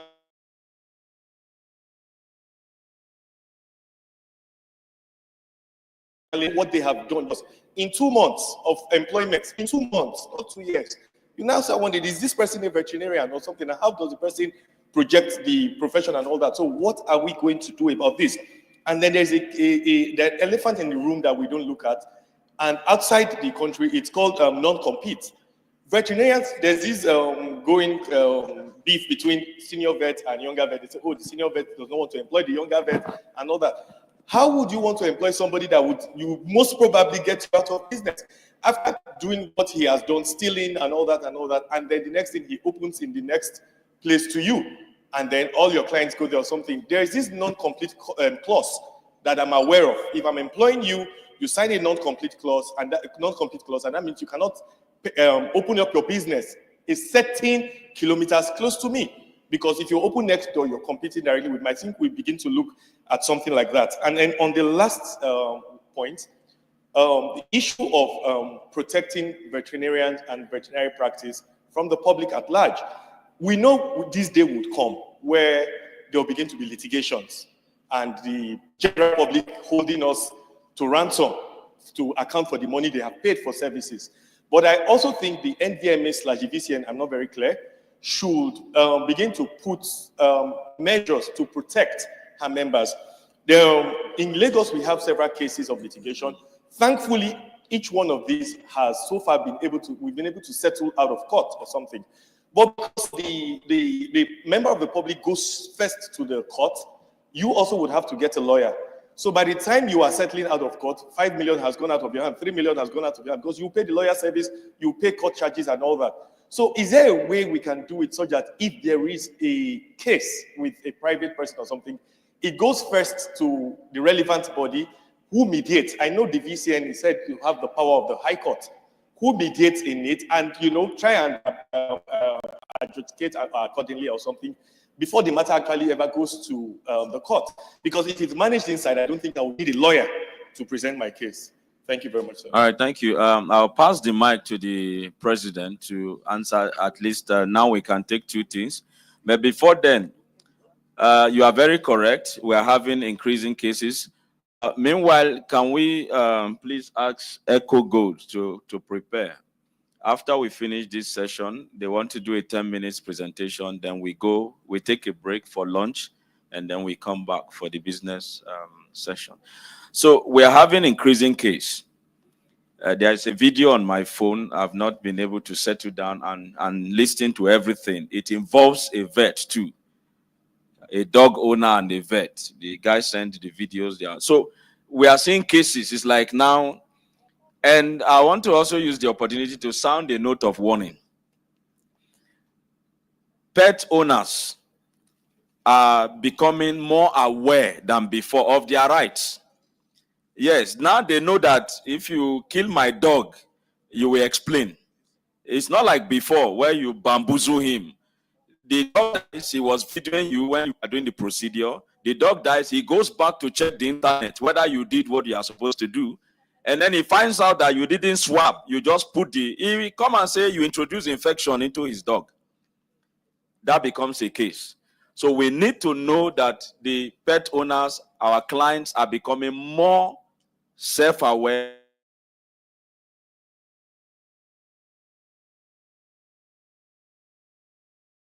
Our game. The AI, I would like her to speak to 2 things now. One, we come back again to the issue of there's governance. What happens to all of these kind of cases we're having? Like he just mentioned, in less than 2 months, a vet goes away with part of the things that were kept in his responsibility. And then for litigations, what do we do, ma'am? Thank you very much, my president. In council, there are processes. Of course, the role of the council is also to sanitize the veterinary space, to regulate the practice, knowledge. Council works in committees. Like you have a country with ministries. That's how council works, based on our statutory responsibility. So in council, we have a committee because we are regulating education. So we have committee on continuing education. We have committee on accreditation. That's what the standard to maintain standard of our universities. Then we have, because we also conduct, we regulate the conduct of veterinarians. So we have what we call investigating committee in council. It's a standing committee in council. And we also have the tribunal. Now, the investigating committee is supposed to investigate issues that are brought to council. Now, I keep saying that as council, we are also not going to be following platform. The WhatsApp platform is not an official platform. And I keep saying it, yes, you go on platform and you keep talking. It does not mean, it's like you stand on the street, oh, somebody has stolen my thing, somebody has stolen my thing. You are expecting policemen in the police station to come and start looking for people that are shouting that they have stolen his item. No, you have to go and incident a matter. Report that my so-so thing has been stolen. They take relevant information, the location, this, they know who are the prime suspect and invite. So it's the same thing with council. You make a report that this has happened. The president will ask the committee on investigating committee to go and investigate. We've had cases that we have investigated. Members of that committee have traveled out of Abuja, or if they are somewhere, travel to go and see evidences, to interact, to interview. We have had cases to invite the vet involved, the complainant, and so on and so forth. Sometimes it's even the vet. So we have had this issue. Sometimes we mediate. But of course, the council cannot also control the client. We cannot stop a client if he's agreed to say he cannot go to court and seek for redress, right? But if it comes to council, definitely we will institute. Now, depending on what the investigating committee comes up with, they might come with their own recommendations. If we're able to resolve at that level of the investigating committee, it is being resolved. If the vet need to be reprimanded, whatever it is that we need to do, we will. If it is with the client, whatever. Then there are cases that might escalate to the level of tribunal. So it can go to the tribunal, but since for the whole 5 years that we have had, anyway, we have not had any case that has gone to the tribunal. But that's how it works.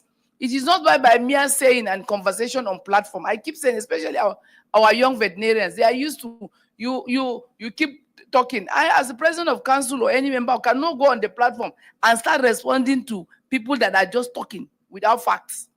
Because you put something on the platform, president of council will go and start defending or trying to tell you what. No, you must. There are appropriate procedures. You write to council, these are the cases, and then we now investigate. Even this one that the president is talking about, if a vet is involved, there are times personally we have tried to intervene. If matters are even in police station, at least sometimes I leverage the opportunity that I'm a police officer. We call commissioners of police or the investigating officer. We see how we will resolve that matter. In so many cases, whether in individual ground, but as council, I think we have stood up to the occasion in terms of cases that are reported appropriately to council. We do not respond to complaints based on this thing, based on social media platform, because they are official issues. So you should bring it to council. And recently also we have had this issue of respect and disrespect to senior colleagues. Well, when you look at your veterinary oath that we have all taken right from our own time and even our seniors, I'm sure Oga is here, they can testify. Respect to senior colleague is part of the ethics. But I don't know where our young veterinarians today are getting their own. You see a young vet will sit down on platform and start abusing a senior vet on a WhatsApp platform. Just recently, a young vet was saying all sorts of rubbish about me. I just wrote a simple sentence, and then I felt that I shouldn't even join issues. It's very unfortunate, and I told my colleagues that I council need to set up an example on one of these ways by withdrawing, taking serious disciplinary measure, because yes, the council is the police of this profession. I am telling you, if you rubbish the council, the entire profession is rubbish. It means we are not regulated. If the person that is regulating, because the council is supposed to be the top in terms of discipline, whosoever in veterinary profession misbehaves, council has a right to invite that person to come and explain his conduct for any professional misconduct. And he can be punished irrespective of who you are in that profession. So if a young vet will sit on the platform, or veterinarians will see, if it's not a vet, it's a young vet, will sit on the WhatsApp platform that is carrying everybody we are seeing, start talking rubbish. Sorry about my French, but it's rubbish about their council. That means you do not have respect. Then who do you have respect for? It doesn't matter, especially whether it is politics, whether it is this. No, it is not accepted. It is not acceptable. The Nvma president, somebody who start writing rubbish. No, it is not accepted. Politics is different from. Dr. Maina just told us that the veterinary profession is a regimented profession. As I am now, we are in council. I'm the president of council. Yes, I can decide when we are doing plenary. But when the CVO and who is my senior in school, when he comes in and sits, I say, "Yeah, welcome." He asks me question, "Madam President," I say, "Yes, sir." Dr. Gani is here. He's far my senior. We are in council. I'm his president. You respect me, Madam President. I say, "Yes, sir. Yes, sir." Okay, you have done. I will never look at. A lot of them are my seniors. For those that know me, know that when I see you as my senior, I give you that respect. And I also expect that the juniors should also respect their seniors. But it has become a very bad trend in the veterinary profession today that young vets are finding it difficult to respect their elders. They think that the platform, and even if the platform is not an official platform, yes, now as the law of Nigeria is, you can use write up on platforms, copy, print them, and it can be tendered. Yes, it can be tendered in court as an evidence, and we can print that and bring you to be punished in council, and we'll definitely do that. And I'm still committed. It doesn't matter whether election is going on or not going. Seriously, because honestly, the indiscipline is becoming really, really intolerable. We are known to be respecting. 1 year, my senior university, I give you that respect. Somebody that has not even seen my brake light in the university will come and start talking some rubbish. Seriously, I think we need to talk to ourselves about discipline. And Mr. President, I think maybe the next topic should be about veterinary ethics and discipline and respect in this profession. Then the VPPs, I'll just talk small. Each time I give an example, I give you an example, you are not feeling well and you have gone to the hospital, general hospital. As you walk into that hospital, from the gate, you enter the reception. By the time you finish, you must have seen close to 5, 6 different professional bodies, different professionals within the hospital system. Am I correct? You start from the medical record people. It is not the doctor that you meet at that takes your record. What is your name? How old are you? Is it the doctor? Do you see the doctor there? There's a medical record person that takes your record. Now, one professional. When you finish, he carries your file. Who does he take it? He takes it to the nurse's station. Abi, that's a nurse there. The nurse takes your vital parameters. Take your height, take this. He finish. Take what is your problem? Why in the hospital? I feel like that she'll write small. She'll carry the file. She goes to the consulting room and give the doctor. Is that not correct? You spend some minutes with the doctor. He takes the history and everything. He comes up with tentative that what I need laboratory. The next thing, he refer you to who? To a laboratory technologist. Is it the medical doctor you go and see there? You go there and give sample. If you need x-ray, it sends you to the radiographer. If you need injection, he's not the one giving you injection. It's the nurse. If you have a wound, she will dress. Then, if you need medication, is it the doctor we see? Is the pharmacist. The pharmacist will dispense. So everybody is doing their work. But our own doctor, you wear shirts, you wear tie, you will be the one to do dog take bath. You will bath the dog. You will shave. You will clean shit. You will clean dog house. For God's sake, where in the world does it happen? So let us structure. Since we came on board, we've been talking about it. There has to be a structure. We'll sit with Nvma and sit down as a council. Come up and Nvma and call the and have a standard operating procedures. And say, okay, this are your work. They went to school, they studied OND, HND, whatever level. They went to school like all of us to also have something to eat and help themselves. Abi, we cannot deny. So it's either we allow them and say, okay, this is your limit. We will hold you. Because if you don't have a benchmark, a limit, that person can go beyond what? And they'll start doing surgery. What will you do about it? We say you cannot do that. You are the one fumigate. You put a knapsack behind you. Veterinary doctor. You are doing spray, for God's sake. Haba. So we should be able to streamline and give them their own work and say, you are the ones that can do. You go and do fumigation. Do you understand? They know that it's their job, but we say, no, we don't want to sit with them on the table. We don't want to do this on the table. It becomes a problem. Ask the Nvma president. In fact, at some point, during the African Conference, regional conference, he had to stand and say, I'm beginning to feel that everything is for the VPPs. Well, now he was almost protesting. Because war is really focusing on VPP. It's either we put our acts together, and the worst thing that can happen to us is to allow them to break out and say they have their own regulatory body. That is where we see that we are not wise at all. So let us see how we can structure it, give them sit in the council, come up with a structure. This is your work that will allow them to do their own, but don't cross this border. You cannot do ABCD. This is why you stop. So I think it's really, really, really important. Then VCN to protect cases, I think I've already done. Then about NADI, sorry, my president, I need to. With due respect, CVON, sir. Now these years we have challenges. I remember council offered. We came to the CVON office. The digitization program. I'm always proud to say that this digitization of the council is the engine that we are always flowing. We go for council everywhere I go. I went to Senegal, to Togo, to this one, to Paris. I'm flaunting the VCN digitization.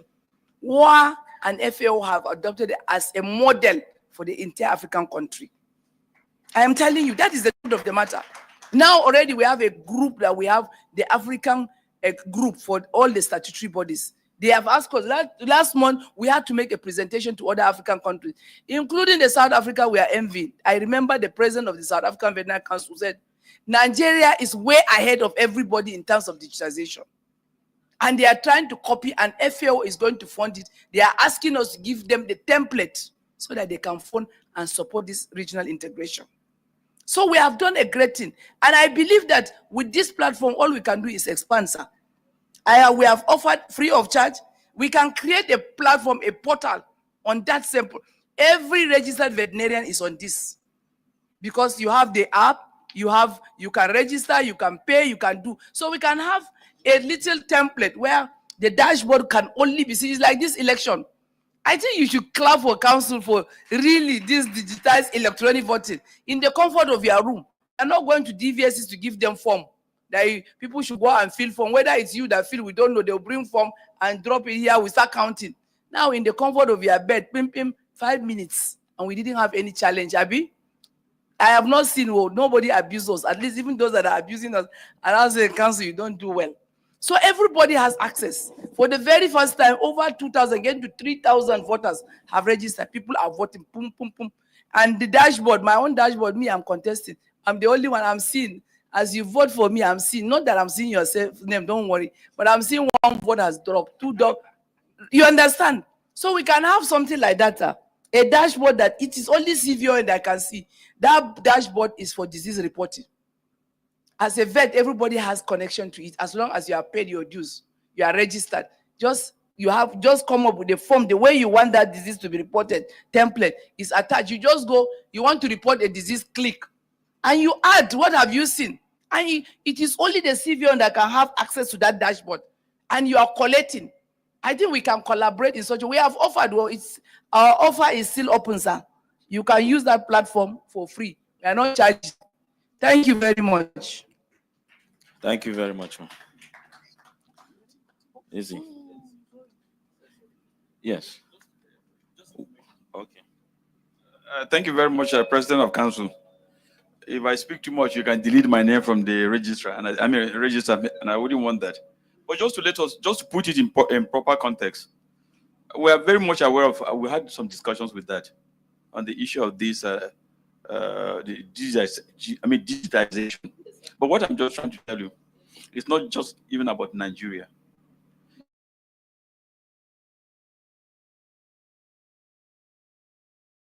History.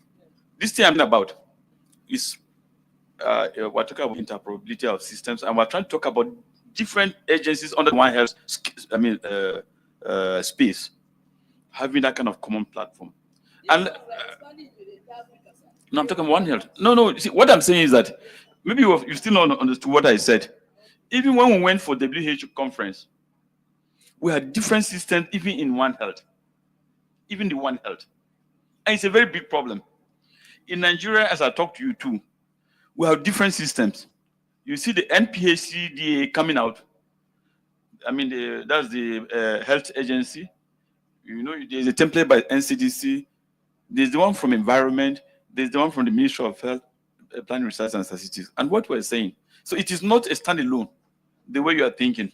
We're talking about a system, bearing in mind this One Health concept now. It is a key thing that is going to be involved in this, and there are ongoing discussions with all these other relevant stakeholders. But like I said, there's no I think there's always room for us to continue to engage and discuss and see how we can be able to, even if we're working with the other sectors as well. I mean, as you just rightly mentioned, leveraging on some of the expertise and information that you have at council, it's not a bad idea. So I don't think we're foreclosing that possibility, but we're looking at the bigger context under the One Health, because that is the key thing that we're trying to do now.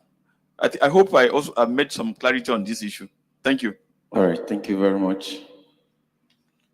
Okay, yes. Yes. Remember that we are supposed to end this at 2. We are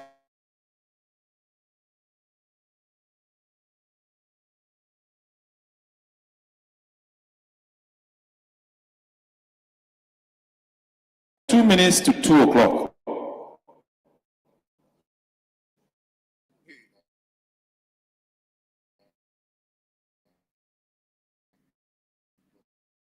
All right, good afternoon. Today is something that if we can replicate it down to every veterinarian to have access to some information, it would be very, very useful. Now, from that lecture, some things came to my mind which I would suggest. Number one is the issues of, we've been talking about discipline, misconduct, especially by the younger colleagues. Is there a way we can take that down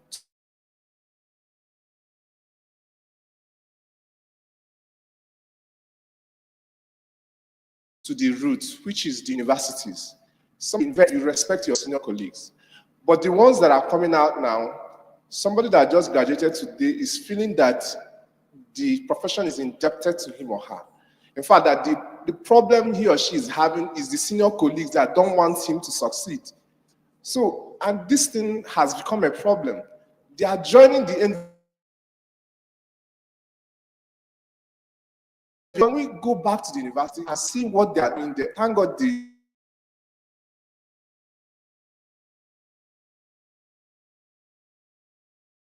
whether there is and address this issue.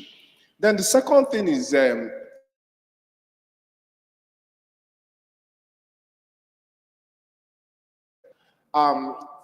throughout the election period, I was pondering. I'm a member of other professional organizations, and the way the campaign was pumping in from different WhatsApp groups, I was like, what's going on?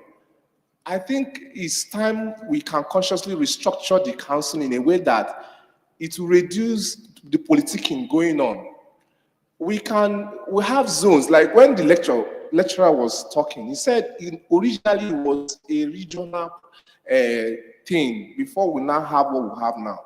Can we revisit that subject and say, okay, these elected positions, let's bring it down to the regions.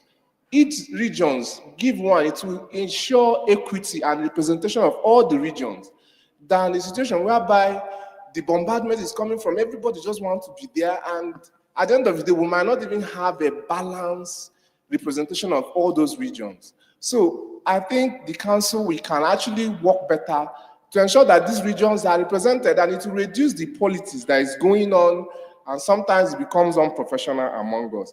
Then finally, sir, communication is very key.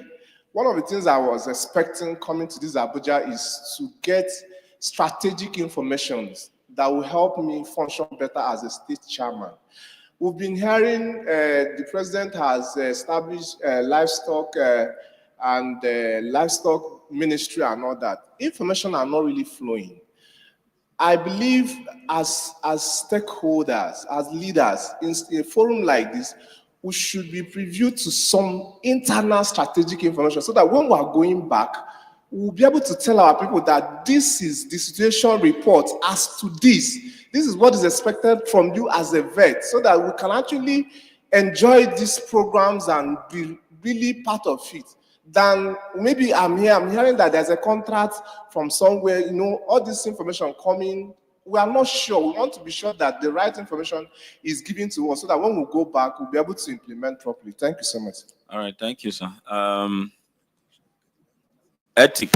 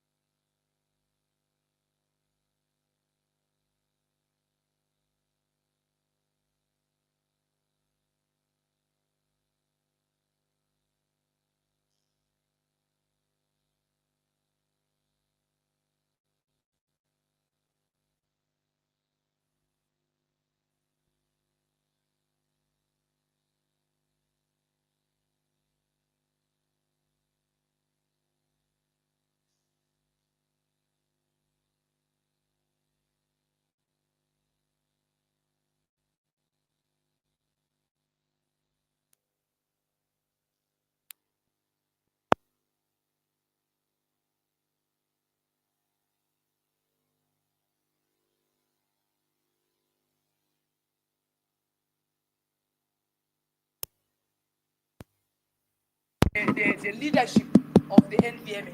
So, but let it be very clear that the role, the mandate of council as stated by the veterinary surgeons, which is an act of parliament, is that council regulates both the practice and the knowledge of veterinary.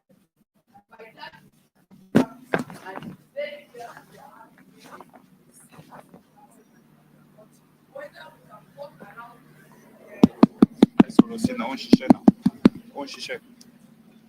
Hello.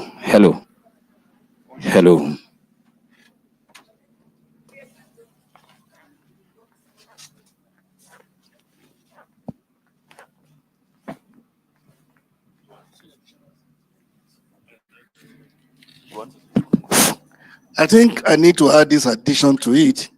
When we are comparing the regulatory capacity and abilities of councils, we need to be very clear how the law says for each of them. In the NBA that the immediate past president referred to, NBA has two roles: association through regulatory. That is why they collect the practicing license, practicing dues, they issue the seals. That is what the law says of them. But in the veterinary profession, it's not like that in Nigeria. In USA, the NVMA plays the dual role. The Association of Veterinary Medical Association, the American Veterinary Medical Association, AVMA, they play the association role and the council role at the same time. So we can't even compare what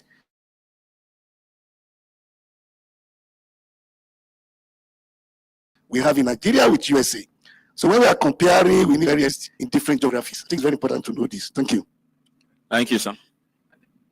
Sorry, I didn't want to speak, but I think, I was just listening with a lot of keen interest. And incidentally, when the issue of the veterinary seal, I think right from for some time, I was privileged to be part of it, attending some of the meetings, and then this came up. And I think I love the concluding part of what the president said. I don't think we're here to flex muscles. Anything that is going to increase this harmony and synergy that we need to do, we have to do it. So I would rather prefer, if not, I can assure you, Mr. President, you're going to this thing will take us a very long time to discuss. I don't know what to call it. Do you call it sessions or beyond this meeting? Let's see areas of engagement. I don't think there's any hard stance on any issue. If there's a reason for us to do X, Y, Z, I think we'll do it. It is still the same profession. But again, the only my disagreement with you, President Vincent, I've always looked at it that the past notion that we've always had that the NVMA is passive. For me, I think we should always remove it from our our public discourse, because it is going to do us a lot of damage. I know for a fact that most of the benefits that we have as a profession today, in terms of all the other issues, are championed by the NVMA. For me, the CVON and the VCN can never come out publicly to do a lot of things. It is under the cover of the NVMA. So if we have that at the back of our minds, we'll all need each other. And if there's anything that we are going to do to really support the NVMA, it is our trade union, as you call it, trade union. Honestly, we need it very strongly. They need to be very strong, because you could see when you went to Taraba, when you went to Taraba, the way they would have looked at him is different from when you go under the order, because they know that he, as this, if we are strong enough, he can mobilize his people against even government. So I think, with due respect, like I said, President, maybe we'll mention it out, maybe for just, but in a public discourse, NVMA is in quote, is supposed to be statutorily mandatory, because it really helps us. It is going to help the association because we're fighting for the same cause. So I needed to just make this clarification. But like I said, I will advise that we take some of these things into the executive sessions where the NVMA leadership, the Veterinary Council of Nigeria, and any other interested party can look at this in collectively with a view to solving the problem collectively. Thank you very much. Thank you. Thank you, everyone. The suggestions, the points raised are well taken, and much clarity has been brought to the table. So we'll further discussions in this line. As we say, when we're having a virtual meeting, we say we take this offline. So we'll pursue further and have a more harmonious conclusion.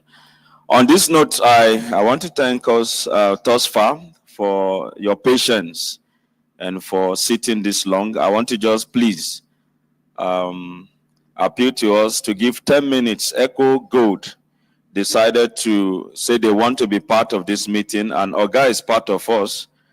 And we decided to say, okay, we give you 10 minutes to present. You need to know that they gave us 100,000. I need to announce that publicly.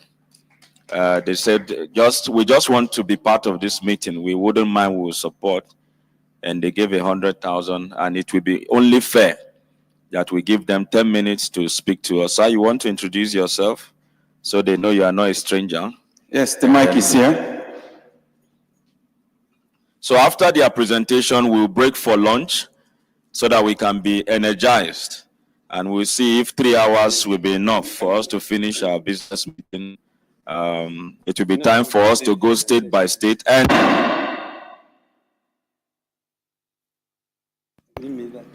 Vice President, welcome. We informed the House that you went for the official commissioning of the 40 million tons solar-powered cold room storage facility. Thank you for representing us. Go ahead, sir. Mr. President, other members on the high table, distinguished colleagues,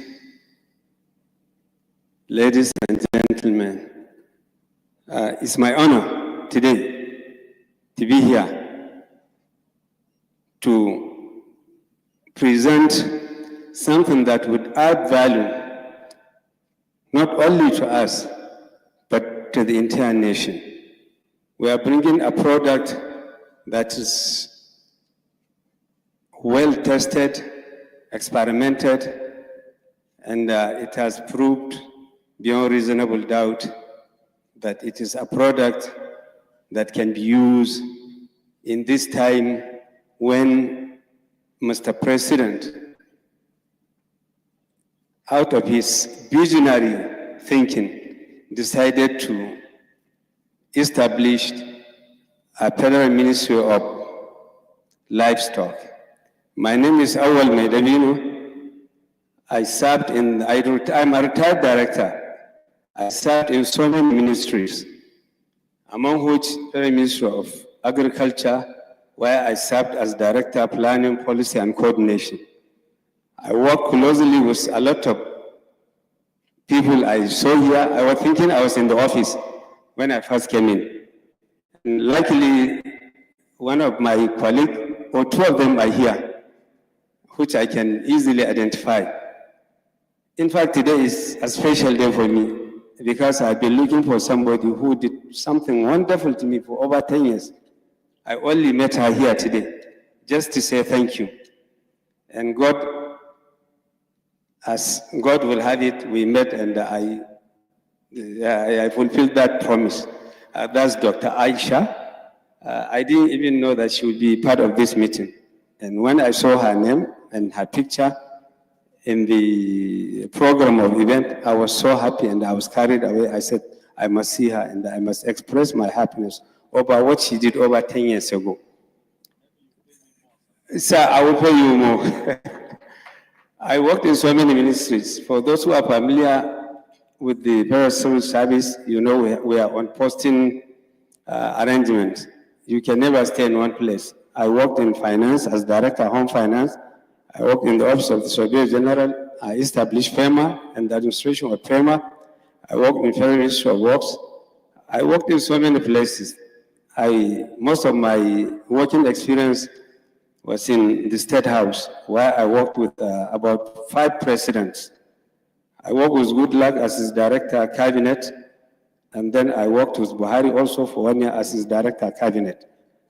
But now I'm a retired civil servant, and I'm a senior citizen.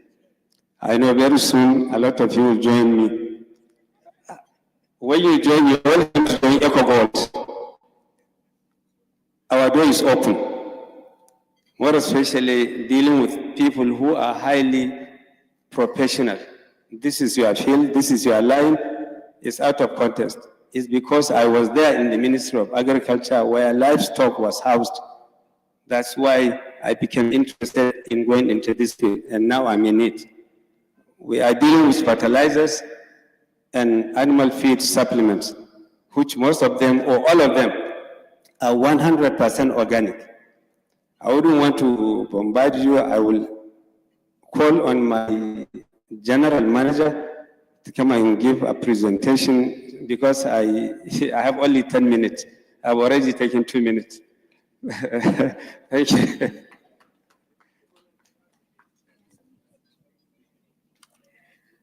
The protocol has already been established. I want to thank the leadership for giving us this opportunity to showcase our product, EcoGold. My name is Daniela Uwagoy. I'm the GM of Martineg International Supplies. I'm not the technical person, but I'll only be taking us through the slides. And a testimonial video of when the product was used. EcoGold Bacteria Organic Feed Supplements for Livestock, 100% natural medical plant cells. The product also helps in increasing weight of all animals: cows, buffaloes, camels, horses, sheep, goats, bulls, turkeys, and pigs for extra meat production. This product also helps in increasing milk yield. It helps in quantity of milk improvement, and also it improves feed conversion rate. The heat stress in the animal is sustainable, reduced. Overall health of the animal improve and brings shine to their skin. Sick animals become well. The hormonal level are improved with much pregnancy success rate. The first step towards this organic milk production, it's administered, the dosage of the supplement is once a day, along with their evening feed.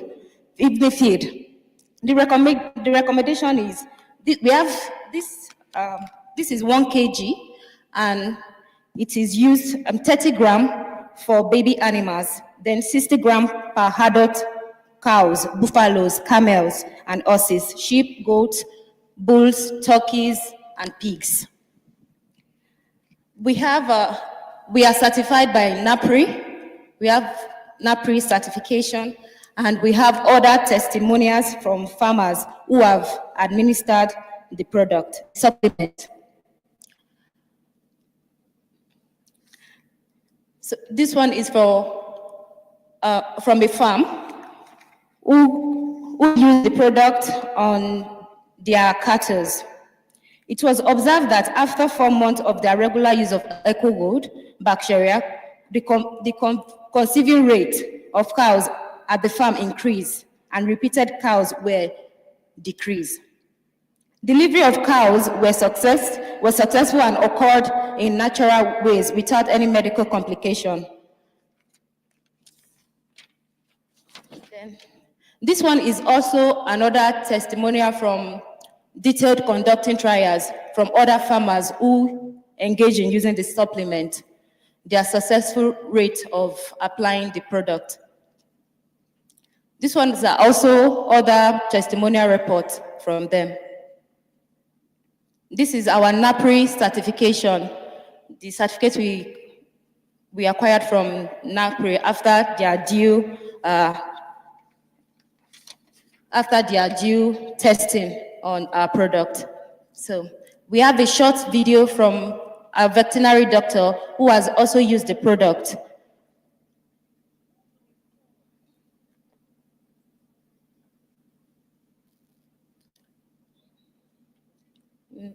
this one.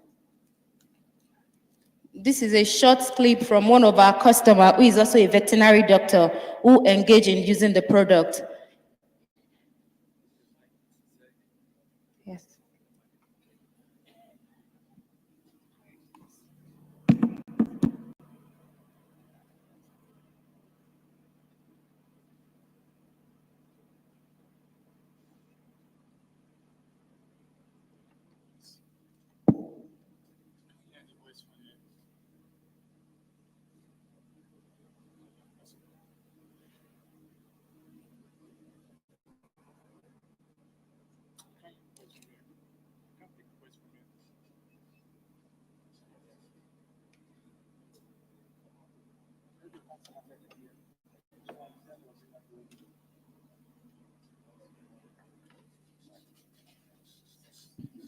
Technica, please, can you give us the audio from the technical room if it's possible?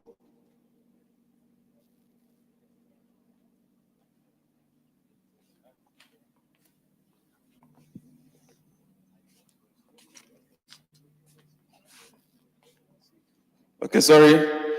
You know, the MD did 2 minutes of introduction and now they have presented for about 7 minutes. So it's remaining 1 minute for the audio to play. The technical crew is trying to see if we can have that audio. But from the look of things, the product is working very well. Is that correct? So you can wrap up really.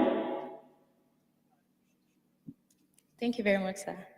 So this is one of our customers, whom is a veterinary doctor. He came back to us testifying on the product, how effective it has been and how it has been yielding successful pregnancy rate. So that is the video clip. I wish we have been able to play the video for you to hear the testimonials. Thank you very much. Thank you. We really apologize for lack of sound from the video. And as rightly said, that this product is confirmed to be excellent. I wouldn't say good, excellent, because it has been reviewed over and experimented. So I want to seek for the council endorsement, please, for the product. And if there is any question, we are very much available. Our office is located at Jabi, opposite Lento, 2B Zainab Goveri Street. And we are always available 24 hours. And I will also provide our website so that you can download the video for future reference. We thank you very much, and we wish you a successful deliberation. Thank you, sir. Thank you very much, sir. Thank you very much, Mr. President. You know, our job as masters of ceremony, when you hear things, you echo. Somebody was asking if people are developing human aspect of this because of pregnancy, success, or not. Sorry, let me just respond quickly, sir, before you close, Andrew. So, sir, we thank you for the presentation. Whether we can endorse, why Nvma can endorse, is part of what we do, is part of what is in our guideline to endorse. So we can endorse, but two things, sir. The first is maybe your GM will probably need to meet us as ESCO to have a more technical presentation, because, you know, this is good, but for us as scientists, it's not yet full. We need to know what is the active ingredients, you know, what are the presentations, what is the packaging like, you know. Yes, NAPRI have endorsed, but we need to have more scientific information in order to do that. That's one. Then the second thing, for Nvma to endorse, you are talking of us endorsing nationally or in Abuja alone. So we need to see, because I mean, if we start talking 5 million for endorsement, that's why I'm saying, do you want endorsement in Abuja alone or across the country? Nationally. So I will need to see you after the meeting.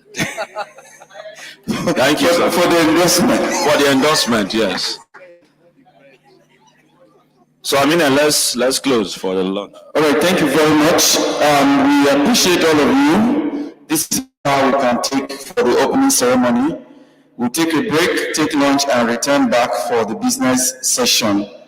And the anthem suffices. So the high table first before the rest of us, so that there will be good order. We welcome Dr. Bola very specially for attending the other meeting and for being with us. You're welcome, sir. I'm greeting you like that because you came with some packages, so you understand.